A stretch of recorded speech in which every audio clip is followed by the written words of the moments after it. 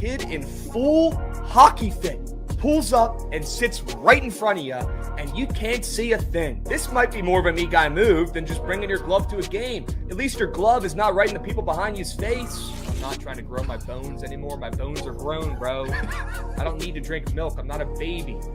You know who drinks milk? Babies and children. I don't put milk in my coffee. I drink black coffee like a grown-up. He ain't throwing a pick. If I could speak another language, I'd say it in that one too. It's time to dust off old Krabs again, take the less than half a pick, and f***ing cash would be tonight's. Tail it, fade it, I don't give a shit. I'm making money on it.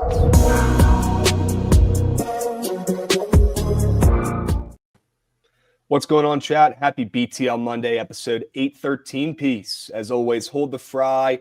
Joined by your two hosts, Krabs and Jovan, presented by SeatGeek. Jovan, quick question. If you're buying tickets to go to a game, a concert, I know you're big into the musicals these days, where are you buying your tickets at, Jovan?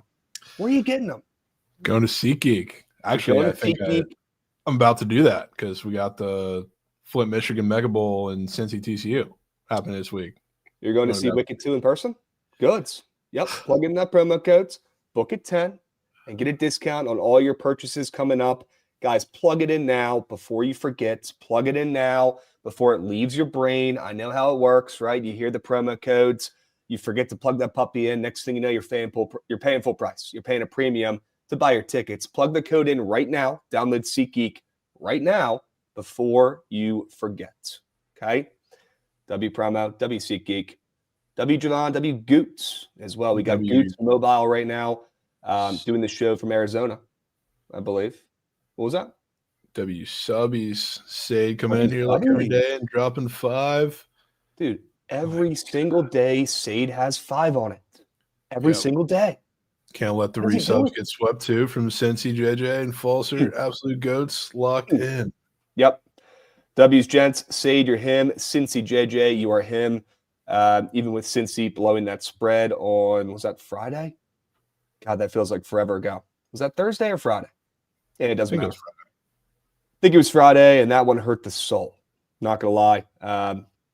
Covering the whole game and then blowing it. We got Ron lurking in the chat as well. All PLL jerseys are 50% off until 1 p.m. Eastern. Just copped a Pat Cavanaugh away jersey. Ron, you're him. Hope you had a great weekend, Ron. And W promo there. I'm going to have to cop myself a what jersey would I want right now? I'm going to have to cop myself a TJ Malone, Maryland Whipsnakes jersey. Or, hey, maybe a Krabs jersey. Yeah, Brendan Krabs, although he's grabbing Pine these days. He's the backup, I think, now. Yeah, it feels like you got to go. Was a good run. Maybe a Roder Garnsey, Redwoods jersey, right, Goots? Cannot wait to hear you talk about Sanders, Tinlin 210. Oh, we're going to talk about him. We are going to talk about him. We've got plenty to talk about today, chats. We got James Leone getting involved with a 20-stream streak. T. Adams already triggered there. Might be related to Devontae Adams. Who knows? If he is, not the biggest fan of him. I'll say it. We got Sade, 35-stream streaking as well, and Big Bubs getting involved. Oi. W's, can we please retire the Adams touchdown square fades? I'll think about it, Sock Station. I'll think about it. I'll let you know. I'll have my people reach out to your people, and I'll let you know. Austin Peep getting involved. How about a 50-stream streak, Jovan? Those do not grow on trees, man. Those do not grow on trees. They do not. All right, we're going to get into the recaps here in a second. We got to talk about the weekends. Towson right now is holding on for dear life after a great first half. I think they're up 2 right now. So hope a couple people in the chat tailed for some early morning action. Do we get another auto tail up and moving? Lancer Golf, great call. Great call. Let's go, Lancer. Attaboy. I had a unit on that puppy. W call Lancer. Would love to run it back. All right. Let's keep moving and grooving. Why don't we go and get these recaps going, because we've got a lot to get to today, a lot to recap, and a lot of college basketball to talk about, boys. So why don't we go ahead and start it off here with a bang with some squad ride recaps. For sure not bangs. Okay. No bangs inside. The first 2 just never had a pulse. I'd rather it be that way than have it be the Chiefs. Yeah, I agree. I'd rather it be Texas Tech. If you're going to lose a squad ride, I'd rather it be like Texas Tech and just be done. And Rothstein's tweeting out at halftime the game's over. My buddies were all talking about this in the gambling group chat over the weekend. They're like, yeah, we've lost thousands of dollars on the Gators this week or this season. They're probably the fake as sharp team of the year, right? We could probably have that trophy shipped down there to Gainesville. Jovan, they got to be the most fake sharp team in college football. They haven't been in that many spots though, like this. No, they've cost us plenty of coins. Have plenty. They? Plenty. I am a sucker for the home spot in Gainesville, but I feel like they've only had like one real one, and it was there before this, and it was Texas. No, don't make me pull up the schedule, man. I'm just thinking off the top of my head. I could be wrong. All I know is that I've lost so much coin on this Gators team this year, and they're always getting a handful of points, and they've come through maybe once, maybe twice on some spreads, but Georgia, too. Texas game, sure. They came through there, but Georgia, we got lucky as well. Yep. Shout out Gunner for sliding down on the one. You're right. It's just every other game, though, has just been atrocious. Miami, LSU, Texas A&M. They didn't cover against Mississippi State after they were up 10 the whole game. They got blown out by Kentucky, Ole Miss. The Tennessee game, at least it was over early, right? So didn't have to hang around and worry about it too long. Duke is probably the most fake sharp team. PrizePicks, I'll give you that. Duke might be number one on that list. They might be number one on that list. Okay. They're just. Okay. Big bet, not in Texas yet right now. I'm at my girlfriend's parents' house for the next couple of days and then going home for Thanksgiving and then flying down on Saturday. To be in Gooch's apartment for the next couple of weeks, and then I'm going to get my own spot down there. So Texas on Saturday. God, it's 5 days away. Jesus. Yeah. 6 days away. It's coming up. It's coming up, boys. Pissing all weekend, by the way. Just a heads up. It's going to be piss and rain all weekend? Yeah. Cool. There's always some weird weather when I'm down there, man, whether it's tornadoes, hurricanes, crazy winds. Usually the plane is like doing backflips and cartwheels when I'm landing down there in Dallas. So I'm sure it will be much of the same this weekend when I head down there. Cannot wait to see what sketchy weather I bring. You're not driving down. No, Richie, I'm about to sell my car actually and get a new one down there. Fuck it. We'll see how it goes. Bring the Old Bay to the Texas. Yeah, I already packed up my Old Bay. It's in the crate. It's on the way down. They don't have Old Bay down there, so I got to bring my own. BYO-OB. We've got Old Bay. You do not have Old Bay down there. There's no shot. 100% have Old Bay. There's no shot. Well, BYO-OB. Bring your own Old Bay, and you definitely don't have the spicy Old Bay or the blackened Old Bay or the ranch Old Bay. So had to bring my own assortment of Old Bays. Maybe you have the normal one. Who knows? But I'm not messing around, Jovan. I'm not coming down there without some Old Bay. Okay. You're not happy. Okay. BYO-OB. KP legit. Yep.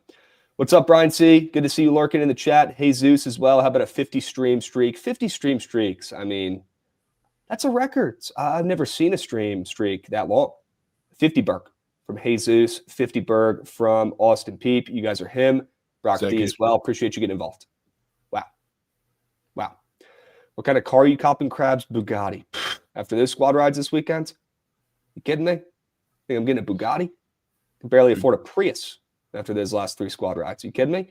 I want to get a 4Runner. That's what I want to get. I want to get a Toyota 4Runner. Those cars are pretty cool. No, all right. The RAV4s? Yeah, it might be a little too tight for me. The RAV4. Good car, though. Big fan. Twitch squad ride was more dialed. Well, was it laced? Because it pretty much tied every other day. So Bookit needs a van. I would love to get like a Suburban or something Golden Vibe, but a Bookit Suburban. Let's get a Bookit Suburban and then let's hire Chewy as our personal driver. Oh, man. All right. Mr. Beast Gaming. Well, if I stole all your money and lost you all the coins, why are you still in here on a Monday? So let's get the coins back. Let's turn that frown upside down, Mr. Beast, and let's hit the books hard. Definitely a forward focus guy. Come on, man. Come on. Give me a break. I gifted 5 subs to the community like an idiot. Nick, you're not an idiot for that. You're him for that. We appreciate you, Nick. How about a 5-unit sub whale coming in from Nick Hennessy? Talk about the epitome of a team player. Anti-me guy. anti-Terry McLaurin. Shout out Nick Hennessy getting involved. We got Jovan 1K getting involved with a resub as well for 6 months. Talk to me when we get to 12. Jovan 1K, but appreciate you getting involved. All right. Zaid, what's up, Beast? He says, Krabs, you should try to find that kid for the Stars game and have a convo. I'd love to have just a little talk. We'll talk with the kid, fake Ottinger, and see how it goes.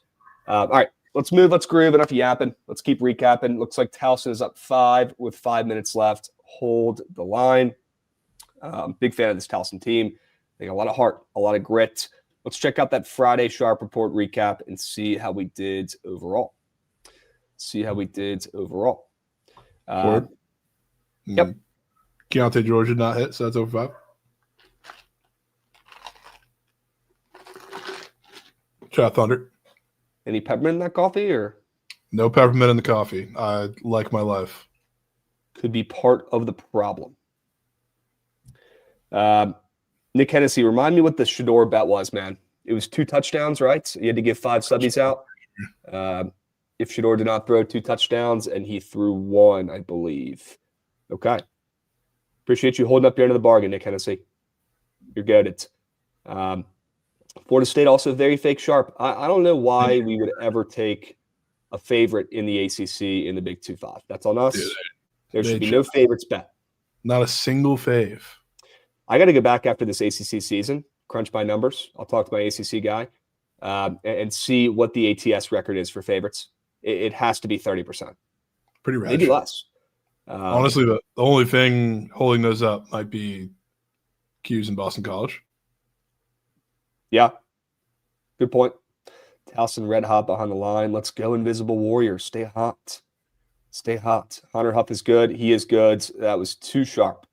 Taking his less than. AB, let's hold from celebrating until the final whistle blows. Okay, I have not heard that fat lady sing yet. We got 5 minutes left in this game. Okay. With how the ACC looks right now, it could be VT next year, Krabs. I mean, yeah, we're getting all these. We had 40 recruits at the game on Saturday and a boatload of 4-stars. So I cannot wait for next year. We might have to go back. Whether we go to College Park and see them absolutely muck up the Terps, which I'm sure Goots would be down for, right? I would love to bring Jovan, Goots up to College Park, hit Bentley's, get a couple drinks, and go to that shit stadium and watch the Hokies clap cheeks. I would love nothing more. But might have to make our way down to Blacksburg as well. So we're not going to Blacksburg, though? Might have to go to Blacksburg. Okay? We got some options. All right. Let's move. Let's groove. VT on the up and up. Yes, it's been a good week for VT. And we got a chance to play spoiler on Saturday as well against the Who's. That's going to be game of year, game of weekend. We got 2 game of years, game of weekends this weekend. The first one's on Thursday. How about my midshipman versus Jovan's Memphis Tigers? That is game of decade. Not even game of year. Game of decade. Tell me, everybody's talking about JMU getting disrespect in the recent college football playoff poll, Jovan. How about the midshipmen getting disrespect? They were in first place. They're in first place in the American, are they not? They're in first place right now. They're talking about on TV, Tulane got put in because they're the best team, best chance to finish in first place in the American. Navy's in first place. How are they not right now qualified automatically for the college football playoffs? I don't get it. They're in third. Navy's in third. They're behind Tulane and UNT. I don't know what the Tulane rule is, but UNT, I'm sure, has to do with the fact that UNT spanked that ass. Yep. Man, you're right. They all have the same record. Okay. And must have some tiebreakers there for UNT and Tulane. All right. You're right. That's on me. I must have checked that right after the Navy game before the other game's completed or something. All right. Let's move. Let's groove. What else do we have to recap here? King of the board. Clap it up for Jovan. He's off the schneid. Attaboy. Can't really clap for that. That was poop or shit. Well, that was literal poo versus shit. Yep. Poop or shit. How about 1-4 from the kids? What a joke. Just horrendous wagers. And, I was 1 point away from beating Jovan and going 3-0. That's crazy. Yeah, that was hook of chew. Since he lost by 10. Oh, Hook of Ma. dudes. There will be no wheel spin today, Mares. Nope. There will be no wheel spin today. Although after the squad rides, after the Friday sharp report, and after this King of the Board slate, there probably should be. Oh, Hovey, good to see you cashed on the Cowboys. Good to see the Cowboys come back and hand the Eagles an L. If you guys haven't picked up on it, the Eagles are just frauds. This might be one of the first days, one of the first Mondays we haven't had a single Eagles comment in the chat. Yeah, I wonder why. Huh. Frauds. Bro, got to spin the wheel. Sanders won. I did not see that contract in writing. I did not see that agreement, that deal in writing. That's just made up. That's made up. W. Call and Towson, drop another one, please. It's not over yet, boys. They're up 9. There's 3.5 minutes left. Hold. Okay? Congrats, Krabs, on getting 1 Eagles fade correct. I have 3 Eagles fades correct this season. People only remember the losers. They don't remember the winners. And that's on you guys. Not me. Godsynth. Hey, man. Respect. How about that comeback this weekend, huh? Cowboys are making the playoffs, by the way. I'll say it right now. The Cowboys are making the playoffs. Been saying it the last 2 weeks. They're going to make the playoffs, Jovan. They might win the Super Bowl. Okay. They might. Yeah, I'd be there. Jerry Jones gets a lot of hate for the Micah Parsons trade, as he probably should. Gets no love for the George Pickens trade, which might have been the best trade of the season, trading a 3rd rounder for the best wide receiver in the NFL. Whew. Not a peep about that trade. That was an unbelievable move. That might have been one of his best moves all time. Great move by Jerry. Got to give credits. All right, let's move. Let's groove. We got to recap the Hail Mary and the 5 guys. Golly. These hurt. You got edged. These hurt. Edged. W2X up. Raiders is on me for the Hail Mary. Jags, Arizona, under is on me. Shout out the 55-yard field goal late by the Cardinals. Push that one over.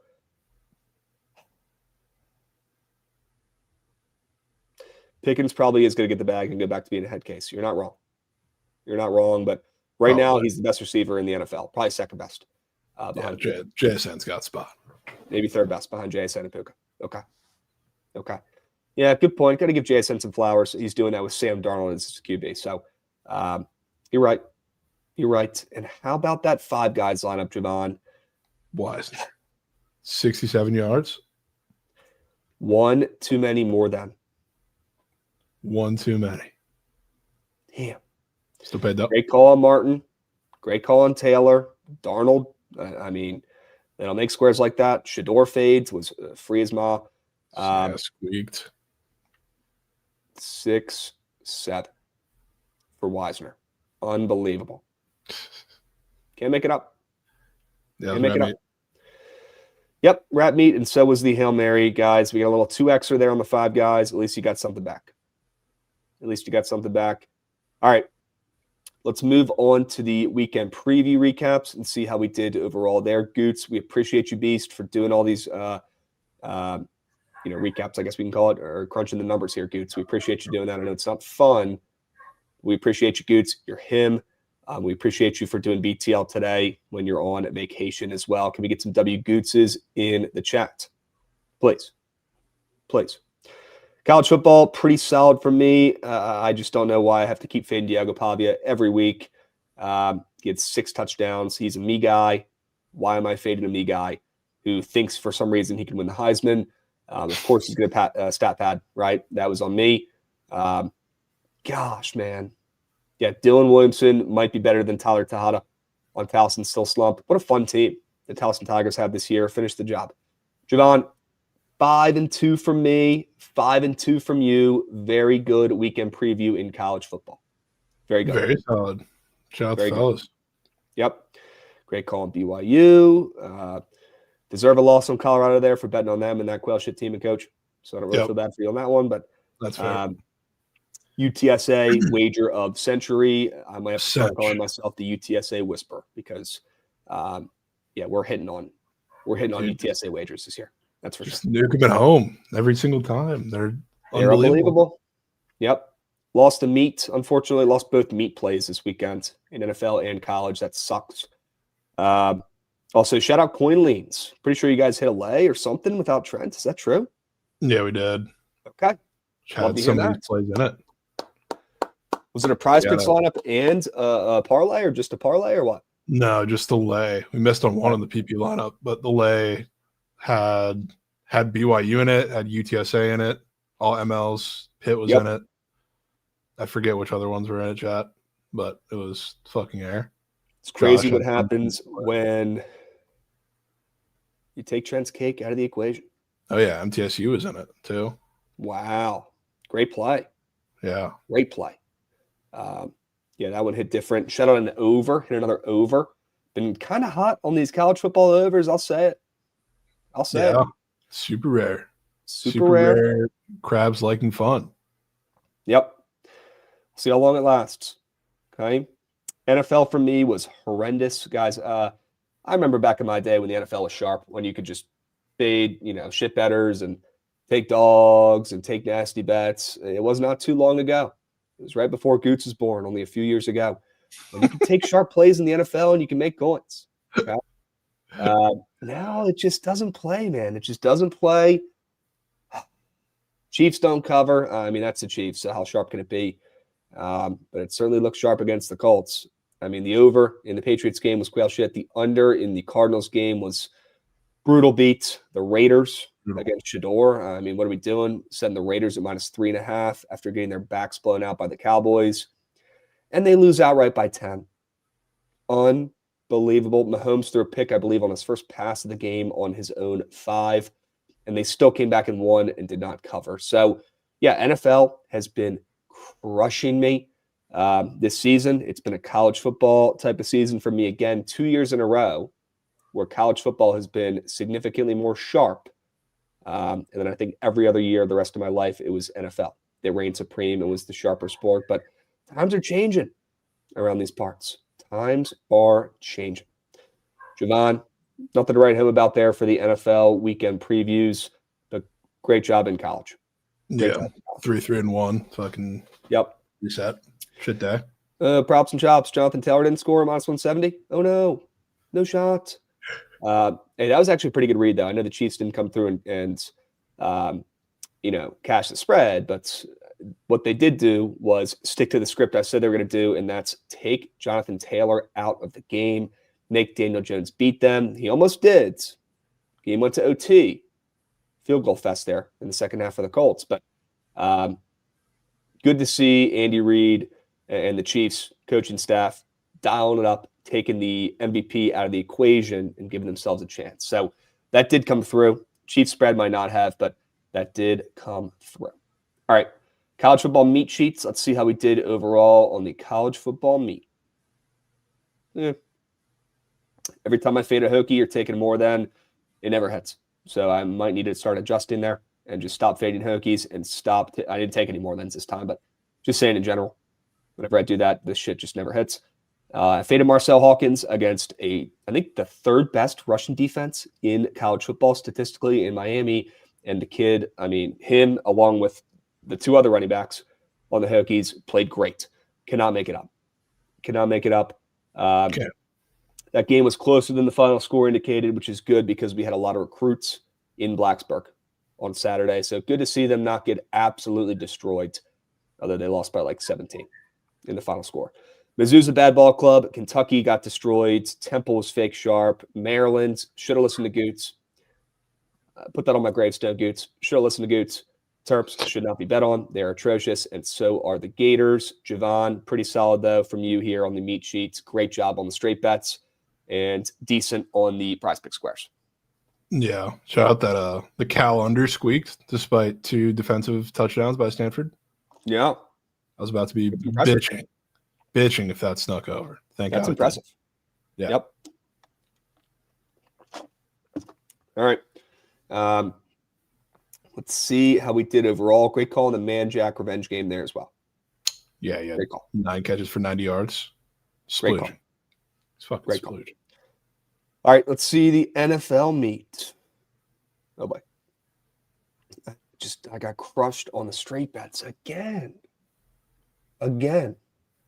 Crushed. Squares are fine. Shedeur fade was free. Everybody's acting like Shedeur's the next Tom Brady. He played like shit. I don't know why people are acting like he's good. We'll talk about that in a minute. Dude played absolutely terrible, had one cool pass, and everybody's ready to hand him the next MVP crown. It's actually crazy. WTLAB, appreciate you, Beast. Jovan, pretty solid from you as well. Nothing to write home about, but we take it. Yeah, probably right around 500. Yep. Everything in there. Yep. Dubs. All right. Imagine what I can do with a full offseason. What? Maybe you can throw 2 touchdowns. Right, Shedeur? Maybe you can, I don't know. Maybe you can have more than 202 yards. Maybe you can have maybe you can take away that pick, right? He didn't even play well. The stats weren't good. So I just don't get it, man. Dude. He barely got 200 yards, and 66 of them came on the screen pass to Sampson that was 5 yards behind the line of scrimmage. Like, take that away, and he's like 10 for 18 with, what, like 130 yards? Like, Guys, I'm not hating him. I'm just spitting facts. He sucks. He played terrible. Everybody's freaking out. His touchdown pass was a screen. A screen. And that was the only productive thing. Sorry. He did have one good deep ball. No, I'll give him that. He was down at the one. He had one good deep ball pass. I'll give him credit on that. That was a dart. Besides that, played terrible. And he's out here acting like he just, took his team to the freaking Super Bowl. You beat the Raiders. The second worst defense in the NFL. Oh. Let's move. Let's groove. I got something else to bitch about. Better than 9, though, I will say. Better than Gabriel? Gabriel? Huh? You said better than Gabriel? No, I said better than 9. I don't know if there's a worse quarterback in the NFL other than – I don't even know. I was going to try and give him like 1 or 2. Maybe Geno. It's probably about it right now. He's fucking horrid. Yep. Hard. He is horrid. I just don't get what the Raiders are doing, man. I don't get what the Raiders are doing. Are they trying to take a shortcut to a rebuild? You draft Gene-T, you bring in Geno, you get Pete Carroll out of the retirement home, and just rebuild. Hit the reset. Trade Max Crosby for some picks. Trade any pieces that are worth anything for some picks and hit the reset, because whatever you're doing right now is not working. Chip Kelly, smell you later. Long overdue. At the highest paid coordinator in the NFL and the worst coordinator in the NFL. So, what a joke.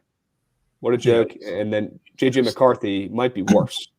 Might be worse than Geno. Who are you taking to win a game if you had to? Geno Smith or J.J. McCarthy? Probably take Geno. Not gonna lie. Yeah, at least if he loses, it'll be a pick 6. It'll be early. It'll be quick. Yeah, right? He's at least done it before. Done it numerous times. And I guarantee you put this Geno Smith on that Vikings team, they're nowhere near as horrid right now. Yeah, they're probably a little bit better. A little bit better. Probably a little bit better. You switch places, I don't think the Raiders with JJ have scored a touchdown all year. Yeah. Vikings team is a little bit better too. Raiders offensive line might be the worst offensive line I've ever seen. Horrid. Worst I've ever seen. Horrid. Yep. That's why, like, as bad as Chip Kelly is, I mean, it's wide receiver 1's fucking Trey Tucker. Like, Trey Tucker with no offensive line, and your biggest offseason acquisition was your top 10 draft pick running back who has nowhere to run. Like, Chip Kelly sucks, but, like, what is he supposed to do? Yeah, he doesn't have the guys. All right. I got some other shit to bitch about here. Emmanuel Forbes is a top 5 corner in the NFL now. Okay. Not even Mickey Mouse pick, though. Mickey Mouse pick. Well, the pick might have been Mickey Mouse, but the rest of the game wasn't. The dude was clamps. Yeah, he was locking. Clamps. I don't think he gave up a single catch yesterday. Straight up. I don't think he gave up a single catch. He was diving around, swatting passes. I mean, Baker had nobody to throw the ball to, and a big reason why was Emmanuel Forbes, who looks like a completely different Sterling Shepard. Well, yeah, but he looks like a different guy. Last year, people are making fun of Emmanuel Forbes for having toothpick legs. People were literally cropping out his legs and putting toothpicks in there. and it looked the same. This year, the guy looks like prime Jalen Ramsey back there for the Rams. It goes to show you how much coaching matters. And sometimes, players need a year or two to get comfortable. It's okay. I know we're in 2025. We want instant gratification for everything in our lives. Everything's so quick. Sometimes it takes a year or two for a guy to get going. And Emmanuel Forbes looks like a different player. He looks like a different human being. He bulked up, gained 15 pounds. It shows. Last year, he looked like a baby out there on the field. This year, he looks like prime Darrelle Revis on the field there for the Rams. What a game. What a season for Emmanuel Forbes. Don't even get me started on Benjamin St-Juste. Don't even get me started on Cam Curl, who's on this Rams team as well, who we let walk and is unbelievable as well. I can't do it. I don't have it in me, but I wanted to give some credit to Emmanuel Forbes, a guy who was getting chirped like no other. It wasn't even just Commanders fans last year chirping him. It was everybody chirping this kid. The Ron Rivera clip that went viral or the two assistant coaches talking about they want Forbes over Christian Gonzalez, that clip going viral last year. And man, good for him. I'm grown up enough to say, not rooting against this guy, and we cut him too early. Good for Forbes. Should have kept him around. Should have given him another chance. And shout out the Rams defensive coordinator for having a brain that functions unlike us. Forbes looks like the best corner in the NFL. Crazy. Yeah, he's been dropping duck. He's been great all season, not just last night. But last night was his coming out party. Last night was his, showing the rest of the world that he's legit, that he's an above average quarterback, to say the least. Good for him. Man. Goes to show you, man, our coaching is just not there right now on the defensive side of the ball. Changes need to be made. If him and Benjamin St-Juste are having seasons like this, probably has to do a little bit with us and not just that those guys sucked. And that's pretty clear right now.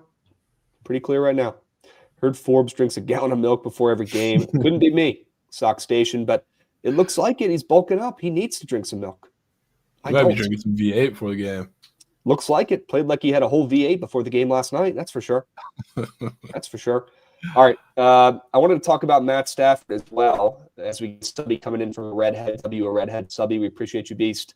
W Dom Smooth as well. I hope he tailed Towson. I'm seeing a lot of people in the chat talking about how they tailed Towson. We can call it. They won by 7. W outright win. Shout out the Tigers. Shout out the Tigers. That's how you start the day off right. That's how you start feast week off right, with a winner. Matthew Stafford's the MVP. He is. You could talk about Drake May. He's the only other name that I think you could compete or throw in the ring with Matthew Stafford right now. He is on a tear. He's on a run like no other. When's the last time we've seen a QB do this? Aaron Rodgers 10 years ago for the Packers, when he was, throwing 40 touchdowns a year and 2 picks on the season. Well, Matthew Stafford's on his way, Jovan. He is unbelievable to watch, and he's doing this at 37 years old. Best quarterback in the NFL right now, by far. Matt Stafford, the MVP. The MVP. Deserves more credit, deserves more respect. Starting to get it today, starting to get it after last night's blowouts against your Bucs. Sorry. Could be worse. You could be a Commanders fan. You'll be all right. You'll be all right. It'll be fine. It's the yearly cycle. Every year they run into like the middle part of their schedule where they play a bunch of really good teams. They lose a bunch in a row. Then the back end of their schedule always ends up being cake. So then they get hot going into the playoffs. They squeak out winning the division, and then whatever happens in the playoffs happens in the playoffs. So it's same shit. I'm not too shocked. But Baker being hurt is just nice. Yeah. Do you think if that game was closer, we would have seen him back out there, or you think it's bad? It didn't look very good. He was Baker. pissed. Yeah. He's also in a sling. Like, Baker gets hurt or nicked up all the time. He doesn't really show it. You don't see him with the medical equipment on. I'm with you. Yeah. So we'll see. Okay. Jesus, I'm with you. You're going to start hearing some more slurpage for Stafford. Deservingly so. I got a plus 3,200 MVP ticket in my pocket. He's now minus 250 to win the MVP. My God. That might have to go up on the fridge. That might be my best work. That could be best COV of decade. That's what we're saying. Yeah. We'll see if he can finish the job, right? All comes down to him and Drake May, in my opinion. Jonathan Taylor, after that dud last night, he's probably out of it. He pretty much needed to play a perfect game the rest of the season, right? He pretty much had to have, a crazy game every game for the rest of the season to win as an RB. So I think it's a two-horse race. We'll see how the Patriots and the Rams finish the season. Two great takes from old Krabs. Stafford MVP, which I think I actually gave during the preseason talk when we gave one future for every team. Goots, maybe we could check the Carfax on that, but I'm pretty sure that's the play that I gave, which is insane because it was like plus 3,000. And then the Patriots to make the playoffs. That future is looking pretty good too, isn't it, Jovan? That shows ma. All right. Might know a thing or two about ball. I wish the straight bets were a little sharper right now, so not going to toot my horn anymore, but might know a thing or two. All right. What else? Oh, I wanted to talk about the Rangers trade that they made last night with the Mets. I know this is a big-time segue, big-time pivot, but we are certainly a pro baseball pod here on BTL, and I want to talk a little bit about this trade. Jovan, smartest thing the Rangers have done in years, making this trade, in my opinion. They offload a bat that's dying. They bring in a guy coming off a career year, a leader, a glue guy, a blue-collar, hardworking kid in Brandon Nimmo, who you could put lead off, you could put third with the power surge he had last year. You could hit him wherever the hell you want. I think this is a great move for the Rangers. I think they fleeced him in this trade. Simeon has probably had a better career overall. I don't really think that's a debate. But right now, I'm taking Brandon Nimmo. I'm taking his bat, the glove. They're both pretty good defenders. Marcus Simeon is one of the best. So you could probably tip cap and give him that edge out there on defense. And the Mets could certainly use some help on defense. That's for sure. But I'm taking Brandon Nimmo in my lineup right now, and I think this is a great move for the Rangers. If I was LC, I'd be pretty hype. If I was a Rangers fan, I'd be pretty hype. Jovan, thoughts on this blockbuster of a trade? I think it's a pretty good deal for both sides. The Rangers just kind of got it handed to them essentially because they're offloading a bunch of their players. Adolis is gone. Jonah Heim's gone, which, by the way, I'd be shocked if one, if not both of those players didn't end up in Tampa. Well, they're getting one. But aside from that, they're kind of retooling the roster. It's they need something in the outfield, and they need somebody who's a decent defender. Nimmo's not a great defender, and they also need probably a little lefty contact, which brings them. But the Mets, you know what that means for the Mets? The Mets are done with the bullshit Jeff McNeil everyday experiment, which I love because it was a good try for a couple of years now, but he sucks. And now you get to get a really good defender in there who sure is a declining bat for the last, 2 years or so, but I think it's a good buy low. Plus, I don't know where they're going to put him in the lineup. Probably not quite at the top, but you end from, I guess, lefty stacks with Nimmo and Soto, however you turn the lineup, so you get a little righty protection somehow in that lineup too. So I like it. I honestly think it's as good, if not a better trade for the Mets than it is for the Rangers. Wow. It's more of what they need. Okay. Maybe a better fit for the Mets. I think the Rangers are getting the better player right now and for the rest of their careers, but see how it pans out. I like this move. All right. Dubs, I'm also just a huge Brandon Nimmo guy, to be honest with you. Certified Krabs guy. He's probably team captain, first team all Krabs. He is the epitome of a hard worker. The dude sprints to first base for every walk. I love everything about this guy. Coming off a career year, he had some pop last year too. Found some power. Brandon Nimmo did at the dish last year. And hey, you're talking about how Marcus Simeon's a fossil. These guys, their ages are not too far off. I think Simeon's 34 and Nimmo is a sneak 31. So not that big of a deal age-wise either way. They're both kind of old. But Nimmo seems like he found something at the dish last year, got a little bit more pop. We'll see if that can continue down there in a pitcher-friendly park, right, down there in Arlington. So I like the move. The move. All right. Joe Burrow expected to play on Thanksgiving, Tinley 210. Yeah, kind of figured. How about that, Gootsy? Plus 4,000. Woo. Finish the job. Great find. Great find. How's that Puka play looking? I know it's been all Devontae Adams this year. I know he missed a couple games too, but I think he's pretty close to 1K right now. All right. Knock on wood. That's with. Let's finish the job. That's impressive, honestly, with the games he missed. I was going to say, I think he missed 2 games, if I'm not mistaken. Yep. All right. W futures. I cannot wait to go back and recap all those football futures that we gave out. I did bet at Weege, but I got it at plus 3,200, not plus 4K, because I took it like a week and a half after. All right. Still WCLV. He's minus 220 right now to win the MVP. Great CLV. Crazy. All right. I got one more thing to talk about before we get to the sharp reports. We got time today. Do we have a surge stream today, Goots? Do we have a surge stream today? Don't think so. No. That's okay. Also, I saw Trent pulled a Dylan Cruz. Was it out of 5? He did. Or am I tripping? Yeah. Out of 5, Bowman first. Good card. You know better than me. Is it solid card? Pretty solid card. Not like a crazy monster card, but really solid pull, especially compared to some of the other ones that were pulled in the little warm-up rounds before that he was buying. Okay. $1,000 card. Cool. All right. Love a video where y'all recap. Yeah, I was thinking more of a graphic to recap all of the futures, but that might be tough to fit on one graphic. Yeah. All right. Let's move. Let's groove. I got one more thing to talk about. We already kind of did, but look, I want to hear from Jovan. I want to hear from you guys. Okay, because again, maybe I'm biased. Maybe I'm going down with the ship on this take that Shedeur is a me guy and not good at football. Why is everybody acting on the feed like this guy had 400 yards, 3 touchdown passes yesterday and led his team to a victory? He didn't do shit. And he's the cockiest son of a gun before the game, cockiest son of a gun after the game. The guy barely sniffed 200 yards.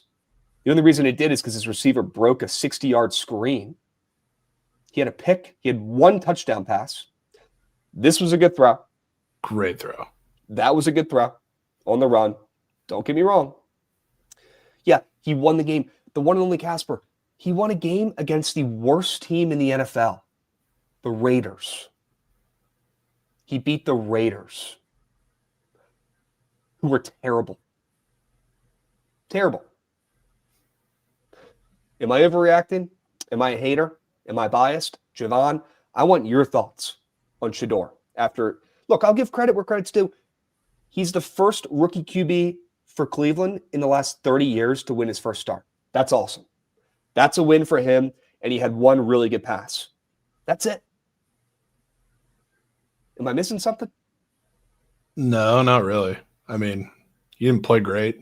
He did enough. I was looking at that stat too because they kept showing that, and I kept seeing it on Twitter. He was like one of the 10% of all those quarterbacks to make a start when they weren't like double-digit underdogs. So it's a pretty shit stat, like a lot of the ones you see out there. But like he managed the game against the shit defense. I mean, that was a plus. Like there were outside of the 1 throw, there was not much that he threw, which is the problem with Shedeur is like he's boom or bust. Like it's either the crazy throw that you see or it's a check down within like 5 yards of the line of scrimmage. There's really nothing in between. It's like he didn't play a great game, especially considering that's exactly what the Raiders give up.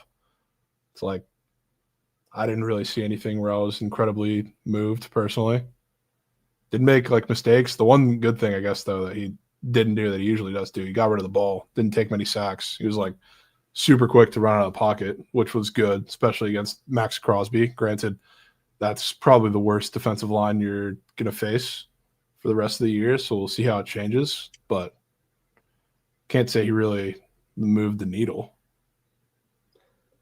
If he beats the 49ers next week, I'll buy a jersey. No, for sure. I mean, that won't happen, but no. I'm interested to see how it looks.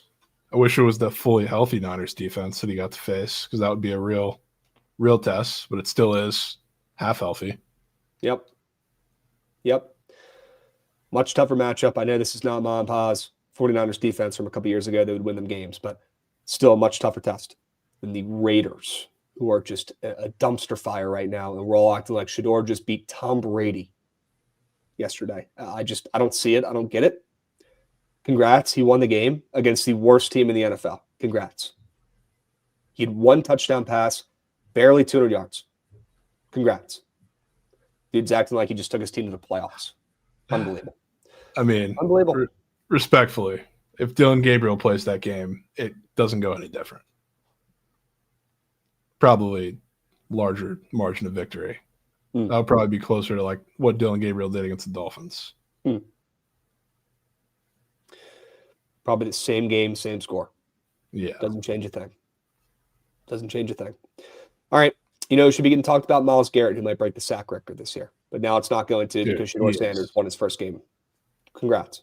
Myles Garrett is having it Mike's way. He is incredible. He's a one-man wrecking crew. He's awesome. That's what should be getting talked about. His 3 sacks from yesterday. Not Shedeur and those shitty stats that you guys see up on the board right there. 11 for 20, 209 yards. 30% of those yards were on one play. The other 30% of those yards were on a screen pass. You take those 2 plays out, Jovan, he has 80 yards. 1 touchdown, 1 pick. The touchdown was on a screen. I'm just not seeing it. Yeah. I feel like it's fair to take out the screen pass. You got to leave the bomb in there, though. The bomb was fantastic. The bomb was great, and the win was great. The bomb was great, and he won his first start. Those are the 2 things I'm giving him credit for. Yeah. Nothing else. Nothing else. All right, let's move. Let's groove. Okay. Do me a favor, guys. Make sure you check out the new Bookit website. If you have not already, please go click on this puppy right now. Do us a favor. Get that traffic up. We need your help. Click on the link right now, and then come on back to the stream. We're going to get to the Sharp Report here in about 30 seconds. Go check out the website. It's the same URL it was before. Okay. Trent crafted up an article for the Surge 6 over the weekend. It brought a singular tear to my eye. I was so happy. W. Trent. Jovan had an article this weekend as well. W. Jovan. I'm about to write up an article about Emmanuel Forbes shape-shifting from the worst quarterback in the NFL to prime Deion Sanders. That'll be up on the website later today. Excited to type that puppy up, get some anger out. W. Trent, W. New Bookit website. Check it out now if you have not already. Why? What are you giggling at? The first sentence of the Patriots right up every time I look at it. Scroll down, Goots. Right there. If this Patriots, I mean, can we get some spell check going on? If this Patriots lose this game, I'll genuinely cut my balls off. Okay. And feed it to the coyote that lingers in my backyard. We need to make sure we're putting this into some sort of spell checker if Trent's going to start doing articles. I'll say. Can we scroll down to the Eagles? Yeah, let's go to the Eagles. If only the people he pays on the payroll to talk about football and give sharp bets both were on the Cowboys this week. And maybe he would have listened if he actually paid attention. But why would you put the Eagles in there laying 3?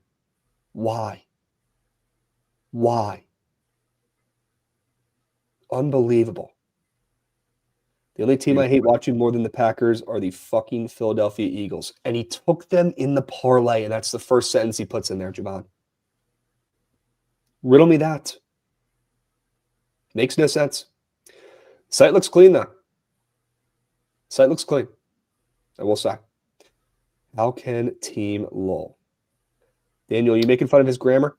Yeah, that's really bad from Trent.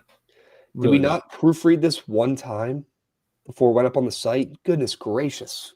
That's just. Yeah, at least we know he wrote it. Put it into ChatGPT and have it proofread it for you. It takes 10 seconds. Without further ado. W website, though. Looks sharp. The game previews are really cool.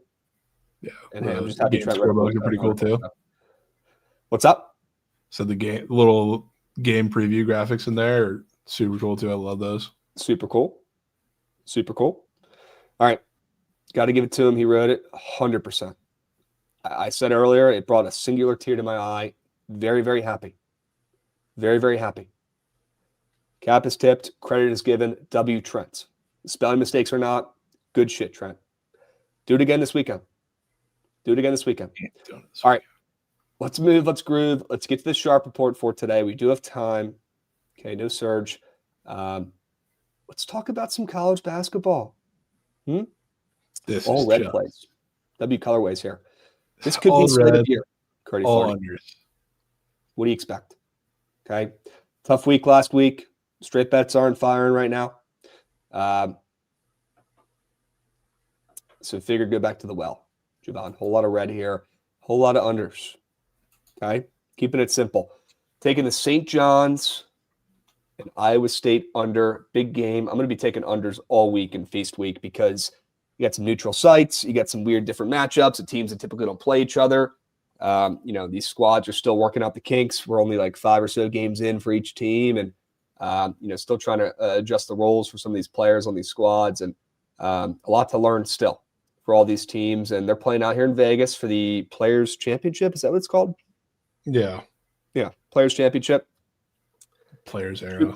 Players Era. Yep, whatever you want to call it. W tournament. Very, very cool tournament that's supposed to be expanding every single season. Very, very excited to see where this tournament ends up in a couple of years. But very, very cool. Some great matchups, some great games, some great teams involved. And this game, 4:30 p.m. Eastern, hopefully not early cake goots. Hopefully another early winner, knock on wood. We've hit 3 early plays in a row, so we'll see if that lasts.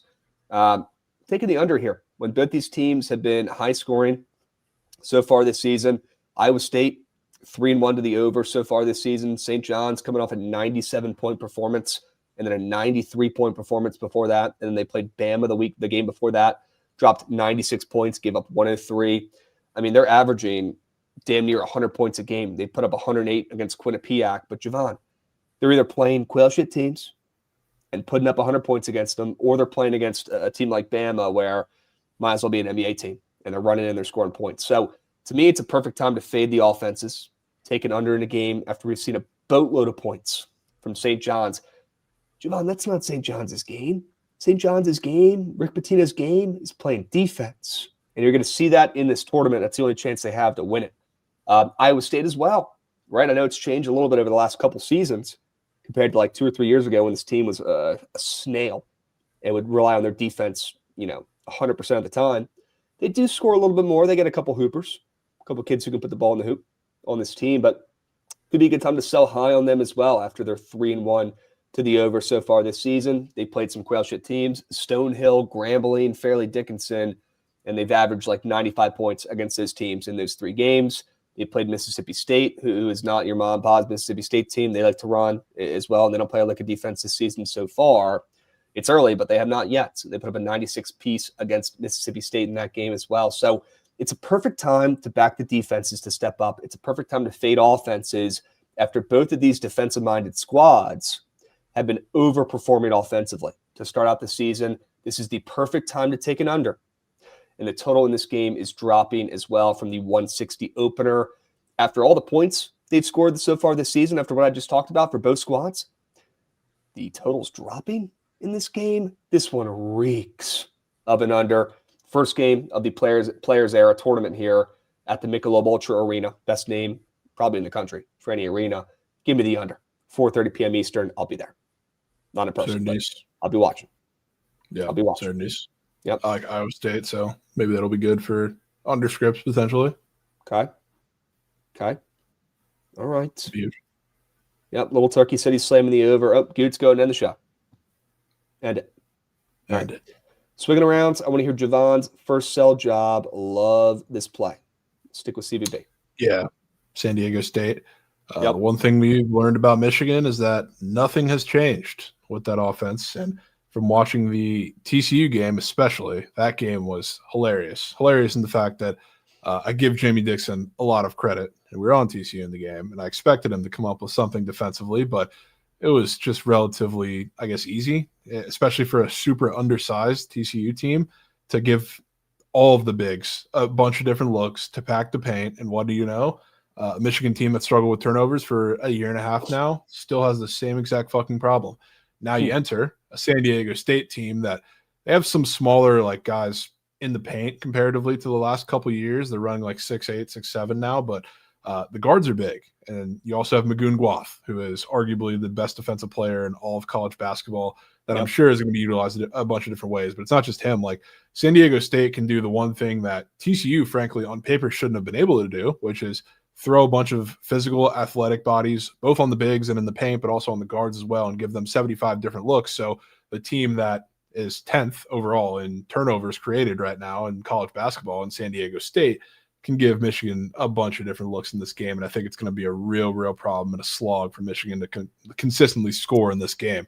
But they also do a pretty good job at attacking the rim. They're coming off of like a super rare, super weird, high-scoring double OT game against Troy, which Troy might actually be really good. We just found out, so maybe that looks a little better now. But they can get to the rim almost at will. Now, is it tough against the Michigan team? Yes. But again, going back to what we've seen so far from Michigan, it ain't as tough as you would think it would be with the size that Michigan has inside, especially if you just put pressure on them and go right through them. So I think especially in this weird tournament, like neutral site game, I think the defense is going to shine here for San Diego State, and they're going to pull the upset. Okay. Miles Byrd needs to be mentioned. Yeah, he's one of great scorer. I think he's going to have a huge role tonight, but he's also like pretty important because he's the biggest guard, I think, on this roster. He's like 6'6". Oh, yeah. He's a matchup problem. That was the same thing that TCU tried to do. They put a lot of the bigger guards on like the wings and this, and they made them kind of drive on TCU, and it didn't work. Love me some Miles Byrd. One of my favorite players in the country. NBA guy. Still got some development to do. I think he's only a sophomore this year. So he's got some time if he wants. But he's an NBA guy. I cannot wait to watch him tonight. Jovan, if this was not on your sharp report, it would have been on mine. I love this play. Let's go. Aztecs. I'm in. We'll come back to that play on the ice. All right, for now, Goodsey, swinging around. I've got an NFL play. We need to address the Panthers sitch. PrizePicks is asking the question. We're all thinking, Jovan, I thought you were taking Panthers +7. Do you want to clarify that, puppy? I am. It's just not one of my favorite plays of the day, and I'll tell you why when we get to the squares. Perfect. I'll take the 49ers team total under. Shocker. Take another under here, but I like the Panthers +7 or 7.5, I guess, what they're at now. I mainly like the under, though, in this game after looking through it and live in this morning. I want to fade points. Just like I talked about fading points in St. John's and Iowa State, two defensive-minded squads who are scoring a boatload of points to start the season could be a good time to sell high on the offenses. I'm not saying the 49ers are the same defensive-minded squad they were a couple years ago. They certainly rely more on their offense in the Big 2-5, but it's a good time to sell high on the 49ers offense, Jovan, after they just put up a 41-piece against the Cardinals in their last game. Brock Purdy returns, plays great, right? McCaffrey has been a machine this entire season. That needs to be talked about more, to be honest with you. He's returned back to form and, knock on wood, has been healthy and looks great, has not skipped a beat, and has been even more of a factor in the receiving game for this team. George Kittle, back from injury the last couple weeks, and a lot of people are taking him to do well today. We'll see how that goes, but he's a beast, one of the better tight ends in the NFL. In my opinion, though, this is a perfect time to sell high on the 49ers offense after a 41 Berg and a damn near perfect game from Brock Purdy. Have to be faded here in prime time. We've seen how successful these primetime unders have been the last 2 or 3 months, 2.5 months in the NFL. Knock on wood, they've done very, very well. And last night we did get an over. So it could be a good time to fade the offenses after we did finally get a primetime over last night in that Rams game. I think this is the perfect time to fade the 49ers, and this is how I want to do it, Jovan. Team total under. A little bit worried about Rico Dowdle having a day. A little bit worried about Rico Dowdle having an absolute field day. It's been a great season for him so far. Has not done a ton, I feel like, the last couple of weeks, but his rushing yards is very high, and I feel like that's a very good sign for the Panthers. A little bit worried about Bryce Young and that offense putting up a big old number here against the 49ers team that's still, missing about half their squad. So, I'll go ahead and take the team total under in the 49ers game. After both these teams are coming off an over in their last game, we saw the Panthers in a 30-27 game. I do like the full game under in this one, but I'll just isolate here. I do like the Panthers to cover, and I'll just fade the 49ers coming off a 40 Berg. Certainties. Okay. Yeah, I need that. Dubs. Did last night's game not go over? No, snuck under. No shot. It was 34-7. What a joke. Apologies there. Keep me correct, chat. I'm sure you guys do. You're right. It did squeak. Oh. Yeah. McVay really took the foot off the gas. Yeah, he did. Plus, Teddy was coaching kids. Why is he employed in the National Football League? I don't know. I'm sorry, but why? I couldn't tell you. Dude was coaching high school football last year, and now he's your backup quarterback. That's a problem. Yeah, then he had to come in and face. That's a problem. maybe the best defense in the NFL, at least one of the top three.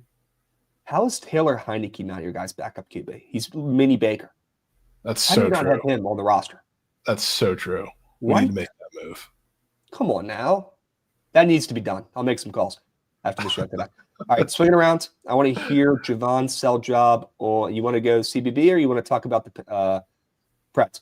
No, we can talk about the Preds. Oh, boy. God, I hate betting on the Preds because the Preds are fucking terrible. But it's a spot thing, I guess, for both teams a little bit. Not just the Preds are coming off of back-to-back shutouts, which are really bad. But last game, even though they got shut out, it looked very different in doing it. The Preds are more times than not like a super lifeless team offensively. They don't take good shots. They don't really ever have a sense of urgency. But last time out, of course, with a game script where you're getting shut out for the second game in a row and you're trailing and you're facing the Avs, like it's going to be a game where you're going to rip puck and I guess put chances on the net a little more so than a different game script. But Roman Josi came back last game, and not only he brings such a different look to the defense, obviously, because of what a great defender he is, but he brings some urgency to the offense from the back, which they really never have. They're not aggressive from the blue line really at all.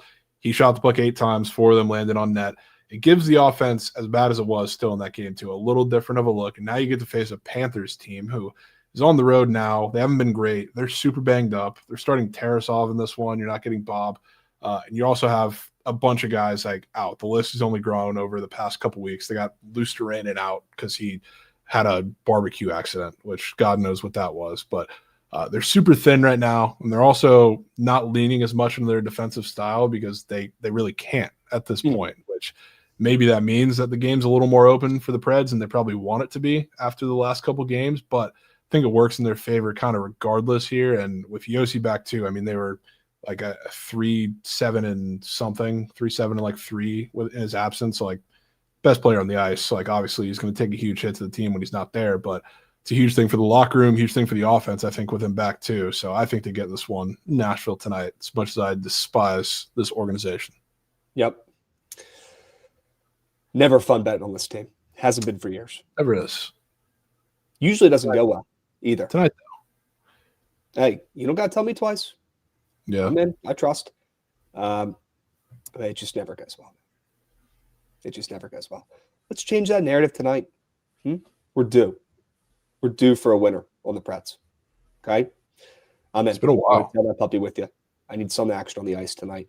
And I'm not taking the Caps laying, minus 160 in that game? I think I'm good on that. Yeah. Really shout out the Caps. Shedeur Sanders named starter. No shit, he's named the starter. He won a game for the Browns. Of course he's going to start again. As he should. As he should. We'll see how he does against the 49ers this week. Probably going to have Judkins bail him out and have 100 yards on the ground against that terrible rush defense for the 49ers, but we'll see what happens. We'll see what happens. Team total under.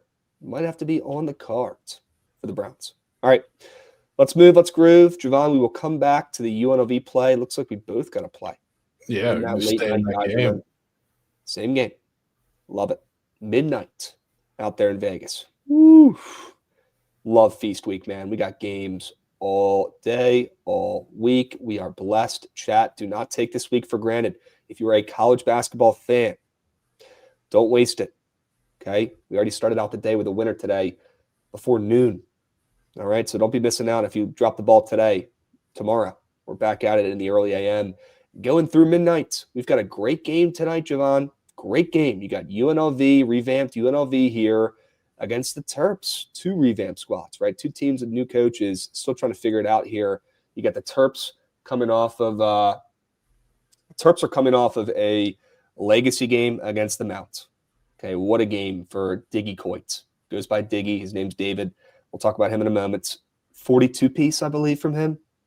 Unbelievable work. 8 from 10 from 3. That kid can score the rock. Don't get me wrong, but a little bit different when you're facing off against the Mount at home compared to a neutral site game that none of these guys have ever played in a tournament at midnight Eastern, when these kids are probably falling asleep on the way to the game, and playing against UNLV. And look, I'm not saying UNLV is going to win, they're going to get a call from Guinness Book of World Records for having the best defense in college basketball this year. That's not the case, but certainly an uptick in defense here compared to the Mount, respectfully, bless their hearts. So UNLV and Maryland here, Jovan, selling high on the offenses, just like I talked about with St. John's and Iowa State. After they scored a bazillion points, sure you can. After they scored a bazillion points to start the season, Jovan, did you know that UNLV is 5-0 to the over so far this college basketball season? They are. They are. Yeah. Good time to fade the offense. And hey, I like to play with you, fading the Terps, who are a little bit overrated, overvalued. It's going to take Buzz a couple years to get that team going, firing on all cylinders. But I just want to fade both offenses here. They've both been having great performances so far this season. The Terps are coming off of a incredible overtime performance offensively against the Mountaineers. UNLV has been scoring at will so far this season. They're coming off a 99 piece. But look who they're playing, man. They're playing St. Joe's. The Hawk will never die. That defense stinks. That team sucks. Their coach quit on the team a week before to go to the NBA. Memphis, that ain't Mom and Pa's Memphis defense. They give up 92 points to UNLV the game before that. Montana, come on, that's Montana. Respectfully, might as well be playing the Mount. Chattanooga. They're playing teams that don't play a lick of defense. They're playing teams that don't have bodies that can match up with a UNLV roster. Well, tonight they are, Jovan, and they're going to stay out of the scoring column, at least relative to how they have so far this season when they're 5-0 to the over. Terps are 4-1 to the over, coming off that overtime game where they scored 100 points. Fade the offenses. It's a weird midnight game at Michelob Ultra Arena. Great name, great bet. Give me the under. Sure. I'm kind of with you. I don't think it'll be points. I don't think it'll go under by too much, but I'm with you. And one of the reasons, a lot of points to play with. Yeah, a lot of points to play this. One of the reasons I agree is because you know what I love doing, Krabs, and is one of the reasons why I'm taking UNLV. When teams have injuries kind of building up, which not that it's been years, but the roster wasn't healthy to start the year. Now you're even less healthy with no Pharrell Payne for God knows how long. Yeah.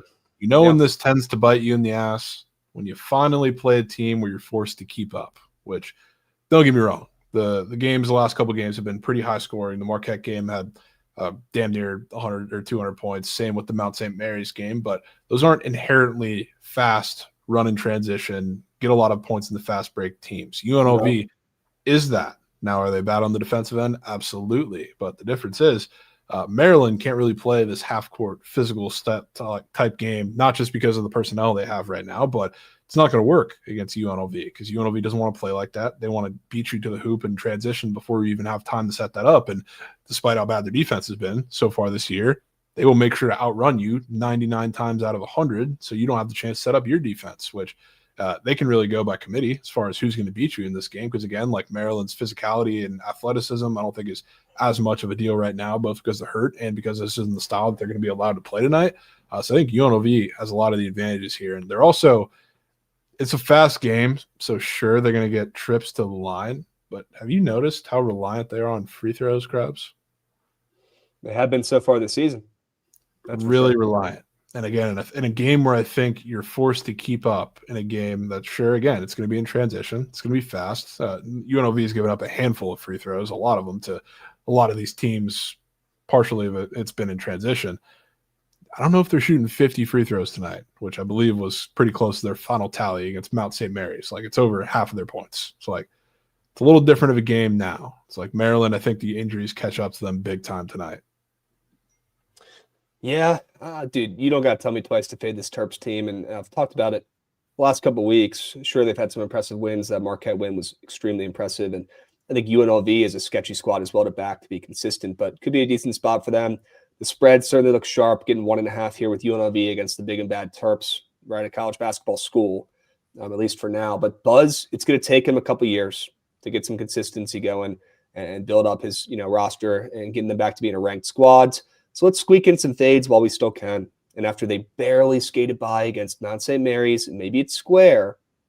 I mean, if they can barely beat them out and they're relying on a 40-footer to get to OT to beat them out, respectfully, they're probably going to have their hands full against the Rebels tonight. Okay, in Vegas as well, kind of a home game. All right. Yeah, home game. Yep. I am getting reports from my sources right now that we are getting a surge stream. So W Trent, love to hear that. Let's fucking go, dude. Attaboy. Does mean we need to pick up the tempo and pace a hair and get to these PrizePicks squares. Okay, W chat, W Trent, W surge stream, W squares, W less thans. You could actually, if you could stall a little bit, that would be great because I'm Sure. waiting for Manny's low taper to arrive. Sure. Okay. We got you. All right.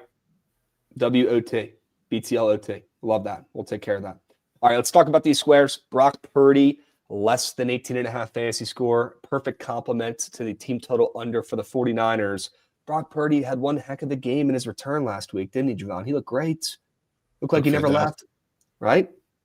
Looked like a guy who was a little bit motivated by all the Mac Jones talk. People saying Mac Jones should be the starter. Brock Purdy took that personally and had to show up and show out, put up a big old number, and earn his starting job back. Well, he's running back tonight on prime time, and this is the perfect time to fade, in my opinion. Chart's green. I know the chart's pretty irrelevant because a lot of those games are from a while ago, but still good to fade a green chart. You're always in a pretty good spot when you're fading a green chart, whether the games were recent or not. Still good and still a popular square on the popular tab. And when you're taking a lesson on those squares, you're hitting at a 60+% rate. So we're in a really good spot here. I like the Panthers. I like the under in the game. I think if anybody has a pretty good performance, it's going to be CMC, a guy who's not getting talked about enough this season. Honestly, just like Matthew Stafford, deserves more respect. Great year so far for CMC. But if anybody goes off for the 49ers, it's going to be him. Let's hope that clock is ticking. I think you're going to see a lot of McCaffrey. You're going to see a lot of Dowdle in this game. I think this game is going to be a little bit quicker than people expect, which means less possessions and less points for the 49ers, which probably means Brock Purdy is going less than his fantasy score. So you got that Kittle touchdown square that's very popular as well on PrizePicks. It is a goblin, I believe, and it's the second most popular square on PrizePicks. So that's not hitting. I wish I could have faded that. I could have just taken his less than fantasy score too as well, but that's huge for the Brock Purdy less than fantasy score. If anybody does shit for the 49ers, it's going to be CMC, not Brock. He had his game last week. Yeah, he did. 100%. Okay. And we got a lot of points to play with here as well. 18.5 points is a lot of fantasy points. So David Coit, Diggy Coit. That's the name he prefers, so I'll call him that. But on PrizePicks, it is David Coit. This kid's a bucket. Coming off a 42-piece against the Mount. Jovan, he was 8 for 10 from behind the three-point arc. Perfect time to fade. Perfect time to lean into some regression here in a game I love the under in, late night tonight at midnight. Weird atmosphere. A little bit different than playing Mount St. Mary's at home, right? Is that a pretty fair assessment? Playing out in Vegas at midnight in a game against UNLV. And look, if they're running in transition, if UNLV is speeding this game up, to me, that smells like David Coit getting to the rack a little bit more than he has so far this season, and maybe not, running the offense and setting up some threes for the kids. So have to fade him, legally obligated to fade him after his breakout game. Kid's good. He's a bucket, don't get me wrong, but 42 points. Crabby move to fade this kid after a legacy game, a career game for him in a neutral site. Give me his less than 2.5 threes after he had 8 in his last game. He ain't even getting 2 tonight. He might squeak 1. He ain't getting 2. Certainly ain't getting 3. Sure. I'm in on a nasty fade. Yep. Why is UMD even in this tourney? I wonder who asked that in the chat. Could that be Goots? Goots, we're going to College Park next year. We're going, and we're going to have fun. We're going to Bentley's. Maybe we'll see SVP. Okay? Jovan, I'd love to hear your sell job on your 2 squares. I will lock in the Sharp Report 4-man. And how about a Bryce Young pick? Yeah, Bryce Young pick. I mean, coming off of, I would say, the best game of his career, threw for 450, 3 touchdowns, no picks. He's the only guy in the NFL to throw for, I think the stat was 300 plus, 3 touchdowns and no pick in a game so far this year, which is absolutely unbelievable. I mean, incredible game against a defense that is not only bad, but also ailing, as we all know. But now you get a Niners defense that on paper hasn't been fantastic, and they're kind of a run funnel right now. But you know what they do really good, Krabs? They take away anything after your first read. Whole world's on Ted McMillan tonight, which it'll probably work because if you notice, like a lot of the 49ers defense, they'll give you your first read in a lot of these games, especially if it's an outside wide receiver. But after that, they take away a lot of the levels concepts that I've seen Bryce Young struggle and throw his picks against, same as like the one against the Saints. It was the same shit. They run a lot of the same concepts that he just cannot seem to decipher, which is the one reason like I'm not fully confident on the Panthers staying in this game, especially because he's coming off of a career game. I wanted to stay away from this square, but I feel pretty confident he's going to throw a pick in this game, and it's might be the downfall of the game and the game script. But there's a mistake coming in this one. And then Colin Gillespie, Krabs, he has been red fucking hot. If you're familiar with his game from college, but he's been absolutely unbelievable. Now, Suns play the Rockets tonight, which for obvious reasons, like it's a pretty tough matchup for damn near anybody, you can pretty much say, because the Rockets are one of, if not the best defenses in the NFL, or the NBA, sorry. But you know what it also means, Krabs? Some guys are going to have to be forced to win their one-on-one matchups, which that's probably going to go through Devin Booker. And there's another guy on the team, Krabs, that is going to play some unbelievable me guy basketball against his former team. Okay. Dude, so I mean, love knowing that Dylan Brooks, who, like, for whatever reason, I mean, he's actually been relatively good this year, but he also thinks he's fucking LeBron. So now he's going against his former team. He's going against one of the best defenses in the NFL or the NBA. Keep saying NFL. He's going to be a me guy. Devin Booker, by the matchup, is going to be forced to be somewhat of a me guy. It's going to be tough to score on the inside, which weirdly, Colin Gillespie is a good three-point shooter, but he's been great slashing to the rim. They've played pretty weak rim defenses all of this game. He's also been cutting, getting back cuts himself to the rim in the last couple games, was one of the reasons why he's getting pretty easy points. He's going to hit a couple threes. I don't think he's doing much more than that in this game. Dude, I know Gillespie's been going off because, and look, I'm not an NBA guy, but I've been seeing his clips, his highlights on my feed. So if that's coming up on my Twitter feed, he must be playing pretty darn well right now. Could be a decent time to sell high on Mr. Colin Gillespie. Was he Villanova legend? Right? Yeah, Villanova legend. Okay. Chat, if you guys want to tail, I will drop the link here. I just put 2 units on this Sharp Report 4, man, because I got a weird feeling, Jovan, you're finally getting off the schneid. Long overdue to hit a Sharp Report 4, man. I think tonight's the night. I do. I'll say it. I think tonight is the night. So, yep, there's a link if you want to get involved. I got a good feeling about these 4 squares, man. I do. Sade said, what was the college basketball square when you get a sec, Krabs? It was David Coit, Coit, less than 2.5 3-pointers made. W. Goots. That might be the terms fate. The latest potential Sharport 4-man tuck-in square of all time. Yeah, get us to midnight, right? Give us a chance. Get us to midnight here. Yeah. Look, if we get there, I'm staying up. Okay. Coit.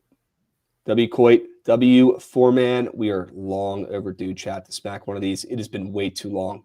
It has been embarrassingly long, to be honest with you. But still have faith. I still believe. And I'm going to lock in a couple 2 pieces as well using these 4 squares. Okay. Dubs. All right. We got to stall a little bit here for Trent before he fires up the surge as he waits for the grooming truck to show up and take care of Manny. Jovan, you want to talk through some college basketball games? Love to talk through some CBB. Okay. Maybe make an NFL lineup as well. Yeah. I'd be down. I was about to say, should we check the splits for the NFL game first before we dive into some CBB? Might as well. Can we just discuss the Mooney Moonballs and how euphoric that was? Mooney Moonballs. W lineup. Yeah, that 4-man. I need that tonight. I don't want to hear shit from you for a while, Trent. I don't want to hear a fucking thing. Finally, you talked me in after just costing me. It's unbelievable. Still bitching that I pulled 2 case hits at Card Shop. He's pissed. All good though. Yeah, you got Dylan Cruz card though. Keep that card for a couple years. That'll 10x. I love that card. I'm ready to ride with him. Yep. He's about to have a breakout year this year. Rumor has it we're going to hire the 2022 Orioles hitting coach when they had their best offensive season in my lifetime. Kind of excited for that. Let's go. Kind of excited for that. People are talking Gootsy. As long as we don't get the hitting coach from last year for the O's. Don't want to go anywhere near that guy. But that'd be Rapis. That'd be Rapis. Lean and Baylor, Creighton, Krabs. You know what I lean in that one, AB. Give me Creighton. Okay. All right. Thoughts on these splits? Panthers get a little bit more love than I expected. Not going to lie. Still not Yeah. public technically, but on the spread, they're getting a little bit more love than I expected. Same with the under here, getting a little bit more love than I expected. Okay. All right. Jovan, any thoughts on these splits? Nothing crazy. Yeah, Right. I mean, I like the Panthers still on it. It's a regular unit. I'm just doing it very cautiously because it is still Bryce Young off of the best game he's ever had, which is scary. So I didn't expect too much else. It's not a fully healthy Niners team. Niners team looked great last week, and Brock Purdy's return. So sure, it's the only reason I'm still on Team Panthers in this one. But this game makes my head hurt. Okay. Yeah, I get that. Safe to say you were a little bit more confident on the Panthers a couple days ago compared to right now. Yeah, a little bit. That's okay. All right. W split checkage there. All right. Do we want to craft up a Monday Night Football lineup, or do we want to look through college basketball games? Let's look through college basketball first because Feast Week, Slate of decades. Yep. So I might call this a slate of the cinch, folks. Slate of the cinch. Got a couple of dog fights going on right now. UMass, Oregon State almost took UMass. They're down 1. Liberty has a really good mid-major ball club right now. They're still undefeated. They're up like 15 against Vermont. Keep your eyes peeled on that squad. We got Creighton Baylor starting up here in 6 minutes, Jovan. I feel like it's got to be Creighton, man. It's got to be Creighton. I don't know. I wouldn't rule Coach Scott Drew out, Krabs. I wouldn't do it. You lean Baylor? I do. Okay. Are you taking Bethune-Cookman at 2 p.m. Eastern? Yes, that's one I'm not going to advise. It's more of like it's just a me standing on business play, spot, everything definitely screams, take Jacksonville, short line. It's more me just on McNee's timing from last year, just trying to take every advantage of taking them almost every game where we're early in the season and maybe the line is more disrespectful than short and sharp. Okay. So bias bet. Don't tell that. All right. What about Seton Hall, NC State? 2 undefeated squads. And you're a fan of Will Wade. You're a fan of some of the players, brought over at least one stud playing this game in Hawaii. Any thoughts on Seton Hall and NC State? Yeah, I see where your head's at with Seton Hall, Krabs. I don't necessarily disagree, especially because, I mean, NC State has been, which is fantastic, like just unbelievable from 3 so far this season, which eventually there's going to be some regression in that. Maybe it's when you go off of your home court for the first time all year and you go across the country to Hawaii or across the country and more. Yeah. Pirates can play some defense as well, which I don't think can. NC State has seen all season. So a little bit, might come off a little shell-shocked here on the Rock. I think they're playing this game in Hawaii. Yeah, they've played, I mean, just teams with unbelievable pace all year. Like they haven't played the opposite. Yeah, this is exactly the opposite. So I do think they might get shell-shocked a little bit. Maybe it's a little gross, a little low scoring. Like, I mean, say what you want about the bye games, I guess, NC Central and UNCG, but like the two somewhat comparable teams, UAB is fucking terrible. So maybe they're in the other group too. But UAB and VCU play fast as shit this year. It's like it's not only like the only semi-normal tempo team they play, but it's on the slower side of that. So it's even more. Krabs, any early leans in Virginia Tech VMI? I mean, VMI is dog shit, so horrid. I'd say Hokies. Big week for the Hokies. I think we got 3 college basketball games this week, and then we've got UVA. We get to play spoiler on Saturday. Go ahead and give me the plus 10.5 on Saturday night game. That should go well for UVA. They have a really good track record against Virginia Tech. Really good. That should go well. Hey, I mean, it looks like VT hasn't prepped at all for any of these games recently. Maybe they're looking ahead to UVA. Who knows? All right. Any other early games starting up here soon? Notre Dame. Kansas versus Goots. Kansas versus Goots, man. Goots locking in the spread. I like Notre Dame. I got a weird feeling in my gut that this one might be fake sharp, and I don't like fading Kansas off a loss, but Like Kansas isn't even ranked right now, right? That scares me a little bit. But it's the sharp play is Notre Dame. I just think there's a chance it might be fake sharp. There's definitely a chance. Yep. And I just Kansas is short of offensive options right now. I don't know how much that's going to matter.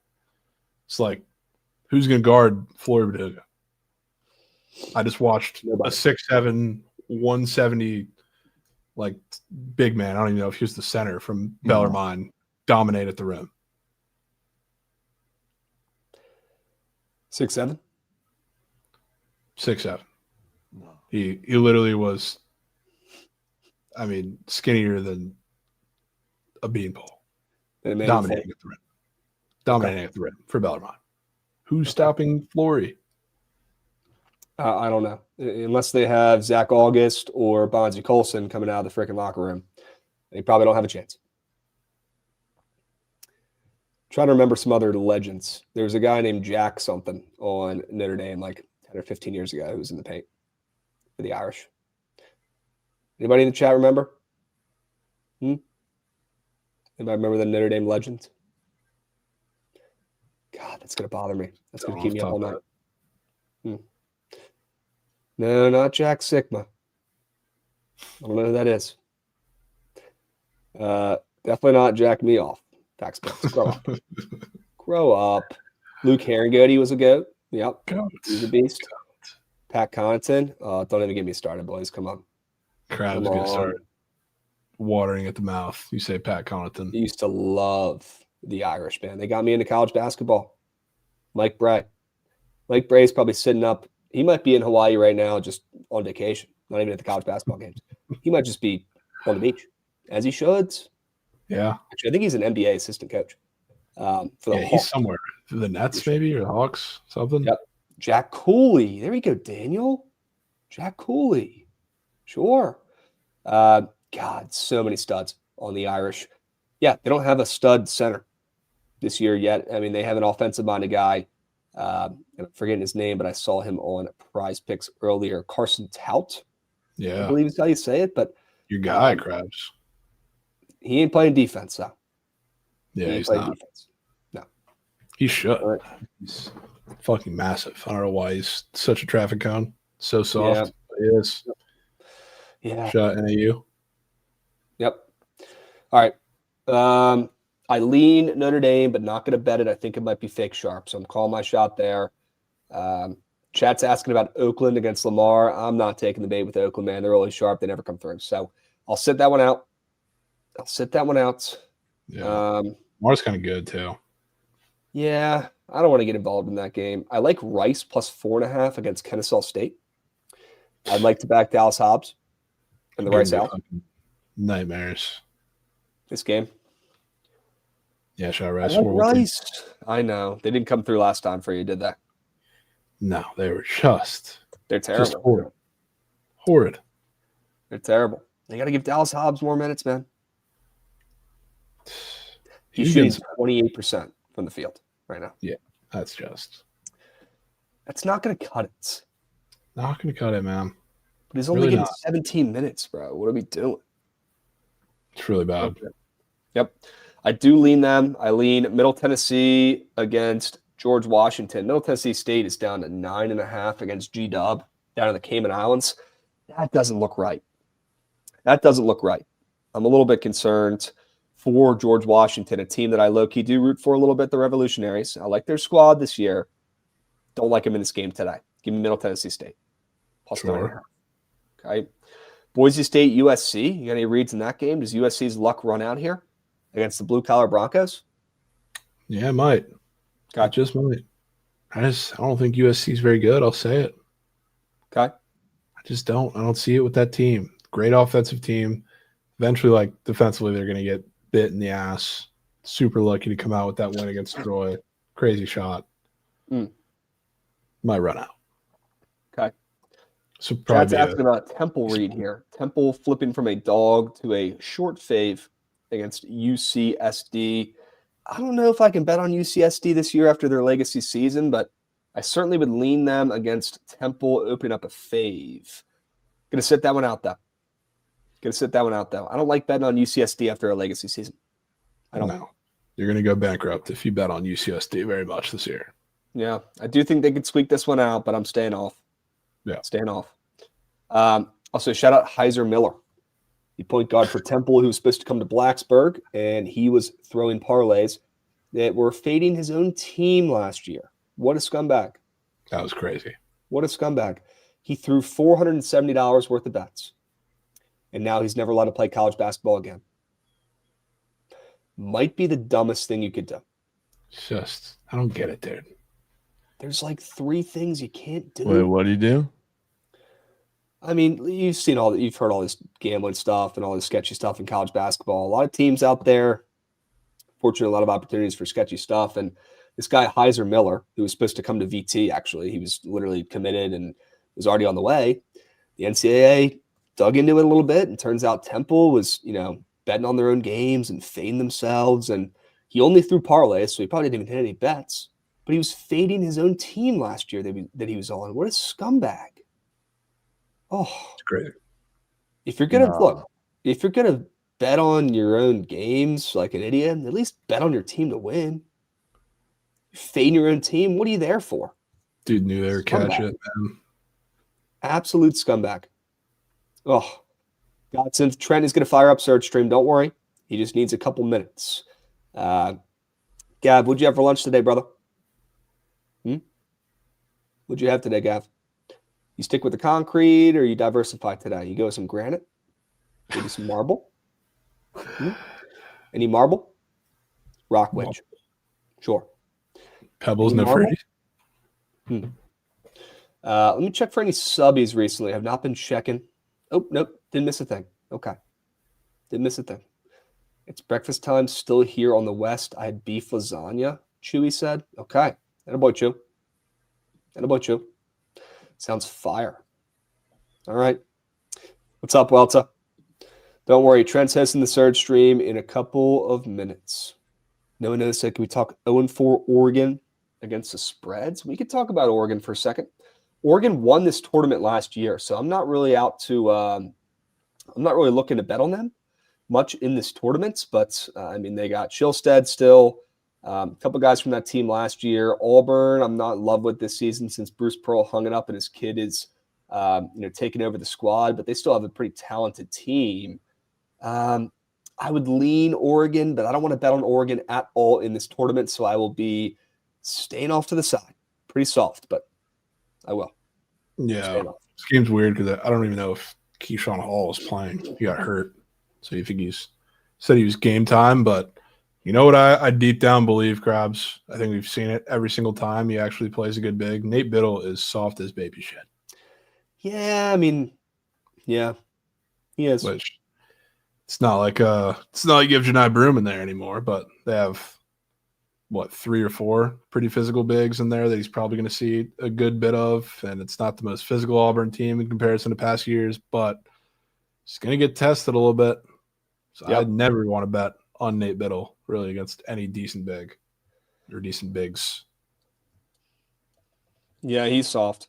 He can score, but he's not covering shit. Great scorer. When he has a soft matchup, he's incredible. Love to bet on him. That's the case. But when he doesn't, shit kind of hits the fan. Yeah. Yep. Hit the nail on the head. Chat's asking about an Akron versus Yale breakdown here. Krabs called this game today. This might be game of day. 2 mid-majors that I love, 2 rosters that I love. Yale, very well coached. This is a championship game as well. Nobody's talking about it. I forget what tournament it is, but we're playing down in the Virgin Islands. And both teams are 5-1. 2 mid-majors that I respect. I like the Zips. Jovan, I like the Zips here, flipping from a dog to a short fave. I think they're -1.5 now on a neutral. I like the Zips. I like Tavari Johnson. I like Akron. This team likes to run. Not a great matchup for Yale. A team that is a little bit more physical and usually has a good big man and relies a little bit more on defense. And usually they're in lower scoring affairs. This is a weird matchup for Yale. I like the Zips here, and I think the odds or the line flip, agrees with me there. Now that the Akron Zips are a -1.5 point favorites, I like them on the ML. I'll probably be on Akron. in this game. Sure. Shout out to Zips. Yep. Shout out the Zips. Yeah, well, I've had something going on, man. I've got something going on. I've been congested for like a week. I don't know what it is. Contagious Still powering ravelings. through that. Yep. Still powering through. All right. W's. Let's move. Let's groove. Any Bama other Zags. games we want to look at here today? Bama Zags. Great game. Really good game. Great game. You taking the Tide or you taking the Zags? I kind of like the Zags, dude. Felt like one of the only people on Alabama last game against Illinois. Second we brought it up, it was Illinois is going to destroy them in the chat 50,000 times. Good shooting game, relatively, for Bama, and they just outran Illinois. Like, they had a couple guys come off the bench and give them a spark, and what do you know? Great game for them. Now it's pretty much the same spot, just different team, more physical team. It's a replication of what that game was line-wise, except now you got a team that's really good at producing turnovers and much more physical than Illinois is because they're also healthier than Illinois is. So I think this one's the Zags. Okay. Right, when everybody hops on the Tide after a damn good win against Illinois. Okay. The public Tide. Yeah.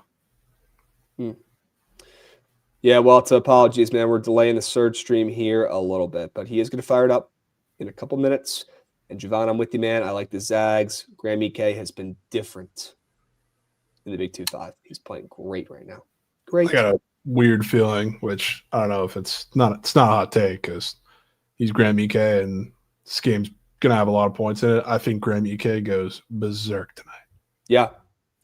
I like his fantasy score on PrizePicks. Yeah. Rare more than. Pretty red. Pretty Red. high. I mean, obviously, it's a matchup against Bama, who likes to run, and they score a million points. So it's going to be higher. But You're going to get a little tax on that. All right, I'm down to take EK. All right. Lockmouth, what's up, Beast? Good to see you. Good to see you. W update here, Rita, saying the important things.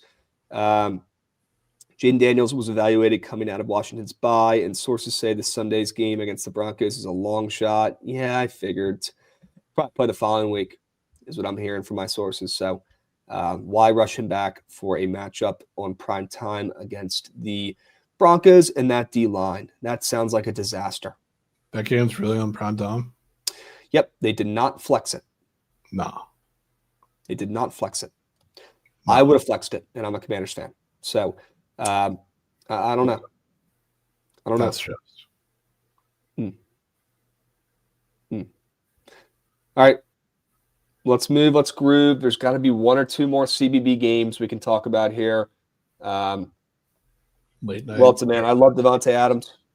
I have him on my fantasy teams. But I have to go down with the ship here. I have to go down with the ship. If they put that square up again next week, I'm taking the less than. Yep. I will. All right. Arizona State, Texas. Are the Sun Devils back? They're not bad. They might be back. Not bad.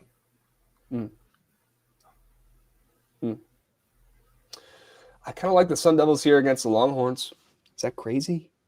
No, I don't think it's crazy. I think Texas sucks. I think they're really bad. Plus, Arizona State, I mean, they can kind of adapt to whoever they play. They can play fast. They can play a little slower. Their defense is pretty good at the rim. You're going to make Texas outshoot you in Hawaii. I think this game probably comes down to a last possession. Finn wins. Why do you care, brother? Why does that bother you? That's weirder than me taking Devontae Adams less than touchdown. Okay? Why does that bother you? Canadian Goots, 5 bits getting involved. Richie, 5 bits getting involved. I was wondering what that noise was. I checked Twitch. Turns out it's some bits from the boys. Appreciate you guys. W Biddies. W Nate Biddies. Okay? That's bad, bro. Unbelievable. 9-1 day on the Sharp report today. Good shit, gents. Which one of his teams are we taking? Who's he bitching about? Fading Michigan with the Aztecs. Yep. I'm getting it fucking Mike's way right now.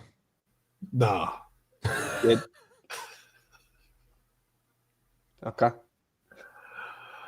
Just pops on. Just say that. All right. Can you host your show, Trent? Yeah, I just dropped Manny off. So All right, cool. You're good whenever.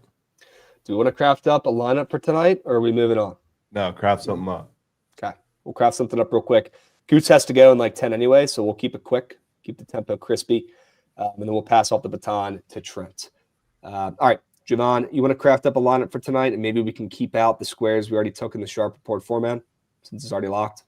Yeah, can do that. Okay. Well, I got a square we can start with. Let me hear it. Ted McMillan, Christian McCaffrey, 1.5 rushing receiving touchdowns combo.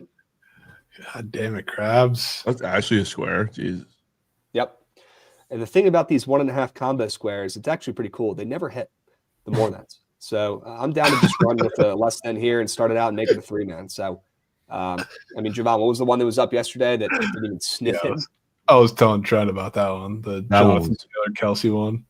I wish I knew about that one because I would have knew. Yeah, that would have been Krabs fade of cinch. Yep. I think we start with that less than, Jovan. Any qualms? Nah, no qualms. Okay. Let's put it on. Okay. I'm down. Look, and I'm down to, take a more than in here, or take, a square that isn't super crabby, but I mean, let's set the base here. Let's set the foundation. Krabs, super rare. I actually was super down for the Mahomes under pick square. I just want to know where your head was at after it happened. Well, to be honest, it happened so fast that I honestly moved on pretty fast. Right? It was so quick. I'd rather lose a wager, lose a square like that on the first pass of the game on their own 5 than let me marinate, right? And wait till the third, fourth quarter. So honestly, I wasn't too pissed because it happened so quick that it just kind of left my brain in a jiffy. It was gone. Horrendous square, but I mean, it was tipped. So it is what it is. Look, when you're taking pick squares, there's going to be fluke shit. You're signing up for fluke shit. So it is what it is. It is what it is. First pass of the fucking game. First pass. And the worst part is they came back and won by 3 and didn't cover the spread. Those scumbags. Scumbags. Yeah, that was just. Oh. Chewy's on 2 touchdowns from CMC. All right, Chew. Somebody's winning tonight. Somebody's winning. Yep. All right, Jovan. You got to have a couple back pocket squares or at least one in this Monday Night Football game, huh? I do have a couple. The ones that the Panther side of it gets hard because, like, I really don't want to back many of them because, I mean, they're all super green coming off of amazing games because Bryce Young threw for 450. But if we're not fading, but I guess kind of fading, CMC, the Panthers' interior line is fucking horrid. And it's a short week. You got to get B-Rob up and move. Wow. You don't got to tell me twice. You want to take some B-Rob action here? I would love to take some B-Rob. Okay. You like that more than rushing yards? That's probably the only more than that makes sense to take. That or the longest rush. But yeah. I'm down to take it more than 24.5 rush yards. Okay. Random question. Did Rashad White go over rush attempts last night? No. Dude, we lost that by fucking Egbuka ghostage. I know. And if Baker doesn't get hurt, that shit's green. Green. That's moose. Brutal. You said it perfectly, Jovan. Baker usually gets hurt every game, but not like that. He might be actually hurt. Not like that. He might actually be fucked. Seeing him on the sling on the sidelines, because he's a tough cookie, right? He's typically tough, and like he's not coming out of the game. He's not going in the tent. I mean, he threw his helmet on the way to the tent. He knew something was wrong. Yeah. So he might be out for a little bit. Sucks. Really good. Adam's got Whalers is bitching. He says his square already got bumped twice while Trent is guzzling a Sammy. Happens. Chalk it up, Adam. Still will hit. Stay confident. It'll still hit. All right. We got 2 squares already in here, Jovan. One more than, one less than. I'd say we look to add another more than and a less than as well. And what are your thoughts on fading Mr. Kittle in this game tonight? The most popular square in this game is Kittle Demon Touchdown. He scored 3 touchdowns in his last 2 games. He scored 4 touchdowns in his last 4 games. Seems like the people, the public, like Kittle to find the end zone once again. What do you think about fading his fantasy score? Yeah, I mean, Sneaky has like the toughest matchup out of anybody on the field for the Niners, I would say. Like, I think it's going to be a pretty run-heavy game script when they can. The Panthers have also been really solid against tight ends and everything like across the middle of the field.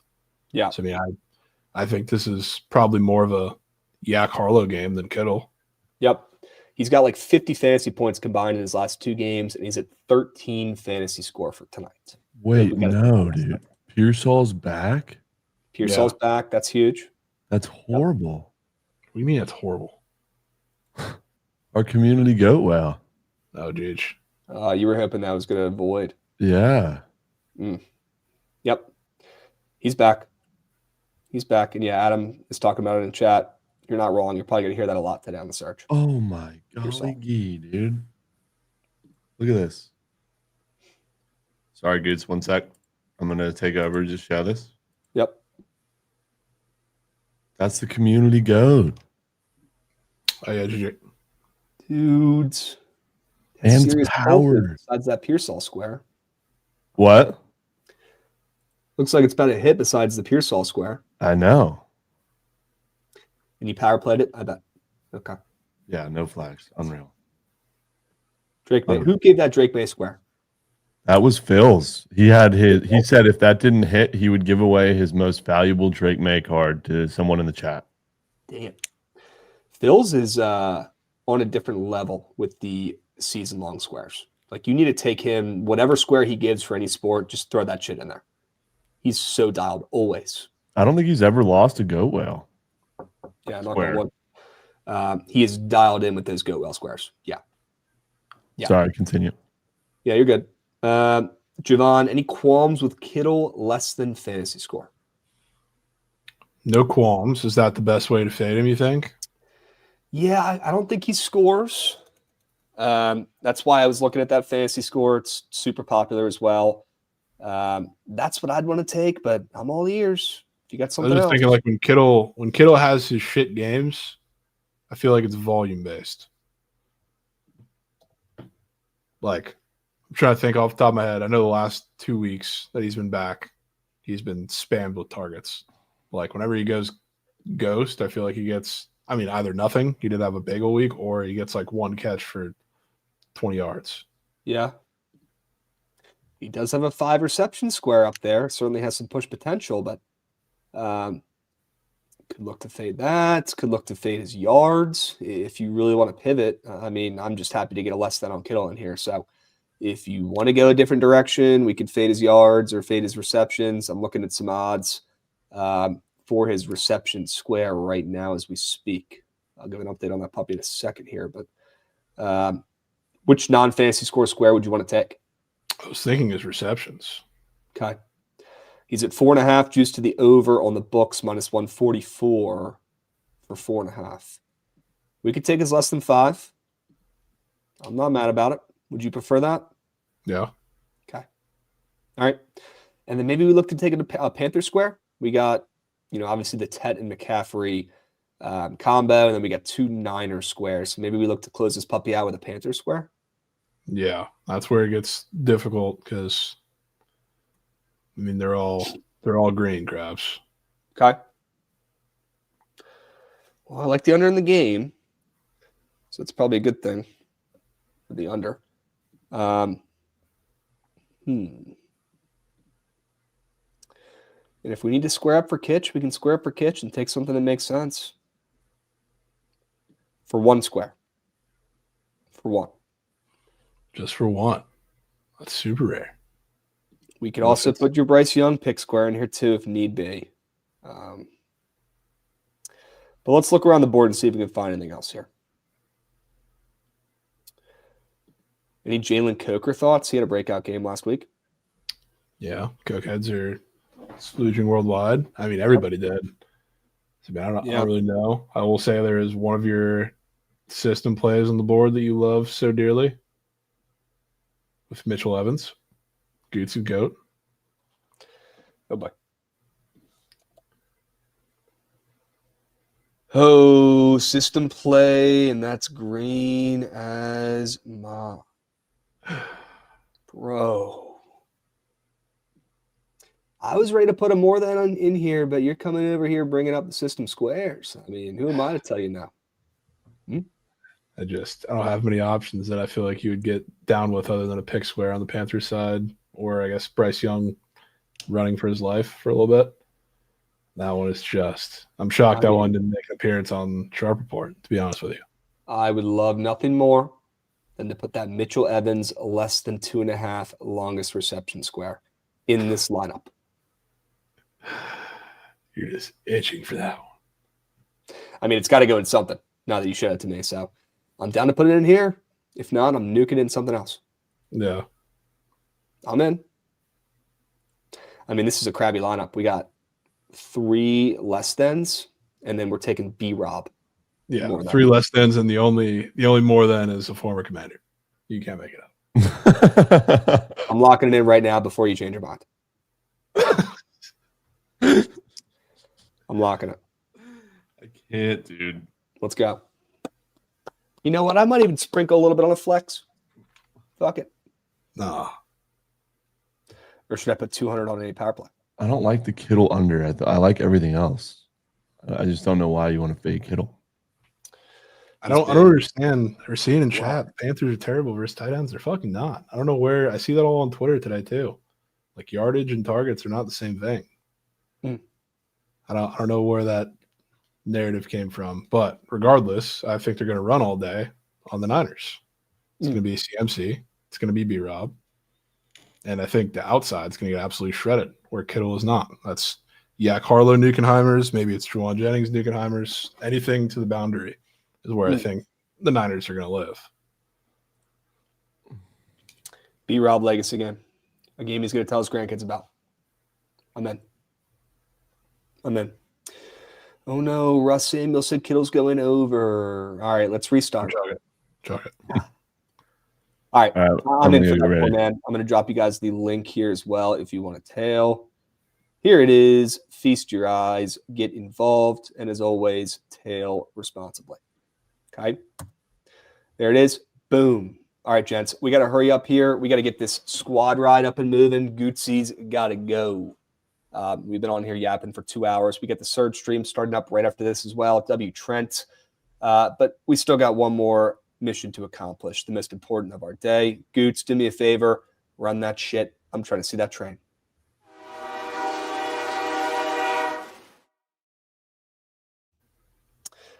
We got some good options today, Jovan. And you know what?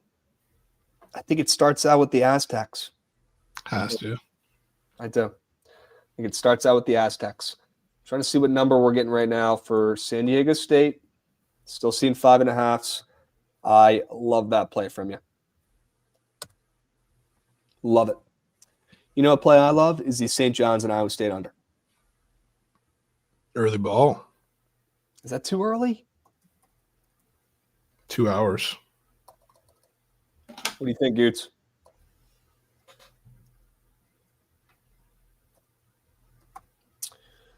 Does start up kind of soon. Godson's already locked it in. Okay, we'll hold off on that. I don't want to force it, and next thing you know, we don't have a graphic. So I got other plays I like here as well. Can we take the 49ers team total under? Yeah, we can. All right. Team total under 29.5 for the Niners. What other plays are you in love with for tonight? I like Gonzaga as well. That's off the Sharp Report, but I want to hear from you on what you got up here that you like. We dare take a trip to the ice with the Preds. Plus chicken Preds? Yeah. The Preds are, I guess, sharp a lot. I don't even know if they're sharp today, but I try to stay away most times. This time I could not, though. 2 words. Good. Sign me up. Sign me up. I'm in. Do you want to put the Zags in here or no? The Zags. I'd be down. I'm scrolling through to see if okay, here's another option. Ones we talked about that I liked more. There's one that I like more. Let me hear it. Akron on the MS. Zips. I'd be down for the Zips. Okay. 4 plays, 4 winners.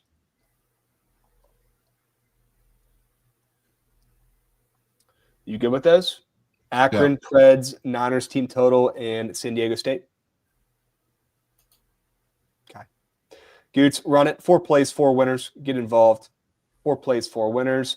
Chat, we got the link on the way right now as we speak. You're going to see it in the chat here in moments. Goots is going to drop that puppy, and there it is. Boom. Head over to Twitter. Lock in your vote. Hurry up. Go, go, go. Get involved. 4 plays, 4 winners. San Diego State plus 5.5. 49ers team total under. Preds ML and Akron on the ML. 4 plays, 4 winners. 4 plays, 4 winners. Okay. Why don't we do squad right on this? Somebody want to tell? I want to tell Bear Bets. He might be new here. Probably have 1 squad right a week. He might be new here. Too many trolls. This is the only way, unfortunately. Wish that wasn't the case. I wish we could do the poll in the Twitch. It would be so much easier. I do. It'd be so much better, so much easier. We can't. We tried. We gave you guys plenty of time, and the trolls, too powerful, too strong. Okay? Also, chat, Trent, he's going to fire up a surge stream right after this. So do me a favor, guys. Head over to Twitter, lock in your votes. 4 plays, 4 winners. Aztec spread, 49ers team total under, Preds on the ML, and the Zips on the ML. Sneakily love that Preds play from you after checking out the odds in that puppy. They're down to like minus or plus, what are they, plus 115 I just saw? Yeah, that shit's moving. Shit's moving and grooving. Plus 115 against the 2-time defending Stanley Cup champs. Crazy. Crazy. Whether that wins or not, I am tailing that. No. Okay. Dubs. Get involved, chat. Hurry up. Go, go, go. 4 plays, 4 winners. Cannot wait to hear what wins this poll. Cannot wait. Cannot wait. We did a lot today, chat. We went over college basketball slates. We crafted up a 4-man in the NFL game. Whenever Sharp report, we recapped the weekends. Big day today. W stream today. Little sneak extendo BTL today. 2 hours. 2 hours. Sneakage. Yep. W's. Get those votes in, chat. Hurry up. Go, go, go. Get them in, get them in, get them in, get them in, get them in. Go, go, go, go, go. Okay? Get involved. Get involved. Gav, I cannot wait to hear what you pitch on the surge stream. I will be faded like I do every single day and make coins damn near every time. So, Gav, get that sell job ready. Please do not just fade one of my squares because although that'll give you some extra confidence on what I already pitched, I'd love to make another lineup that starts with fading your square on the surge stream. So do me a favor, Gav, and just pick something new. Pick something we haven't talked about yet. Speaking of picking, King of the Board Krabs, you get to pick this week if there is one. Wow, great call. We might have to do less than week. Less than week. I love it. Yep, less than week. So, Goots, we'll send those over to you. We can get that graphic out later. Okay. Yeah, I thought I was going to go to 3-0, and next thing you know, Cincy blew the spread once again. Unbelievable. 1 point away from 3-0 over the GOAT Jovan. Let me back in. Snuck. Yeah, Goots, good point. He says short week. Maybe we push it off to next week. We'll talk.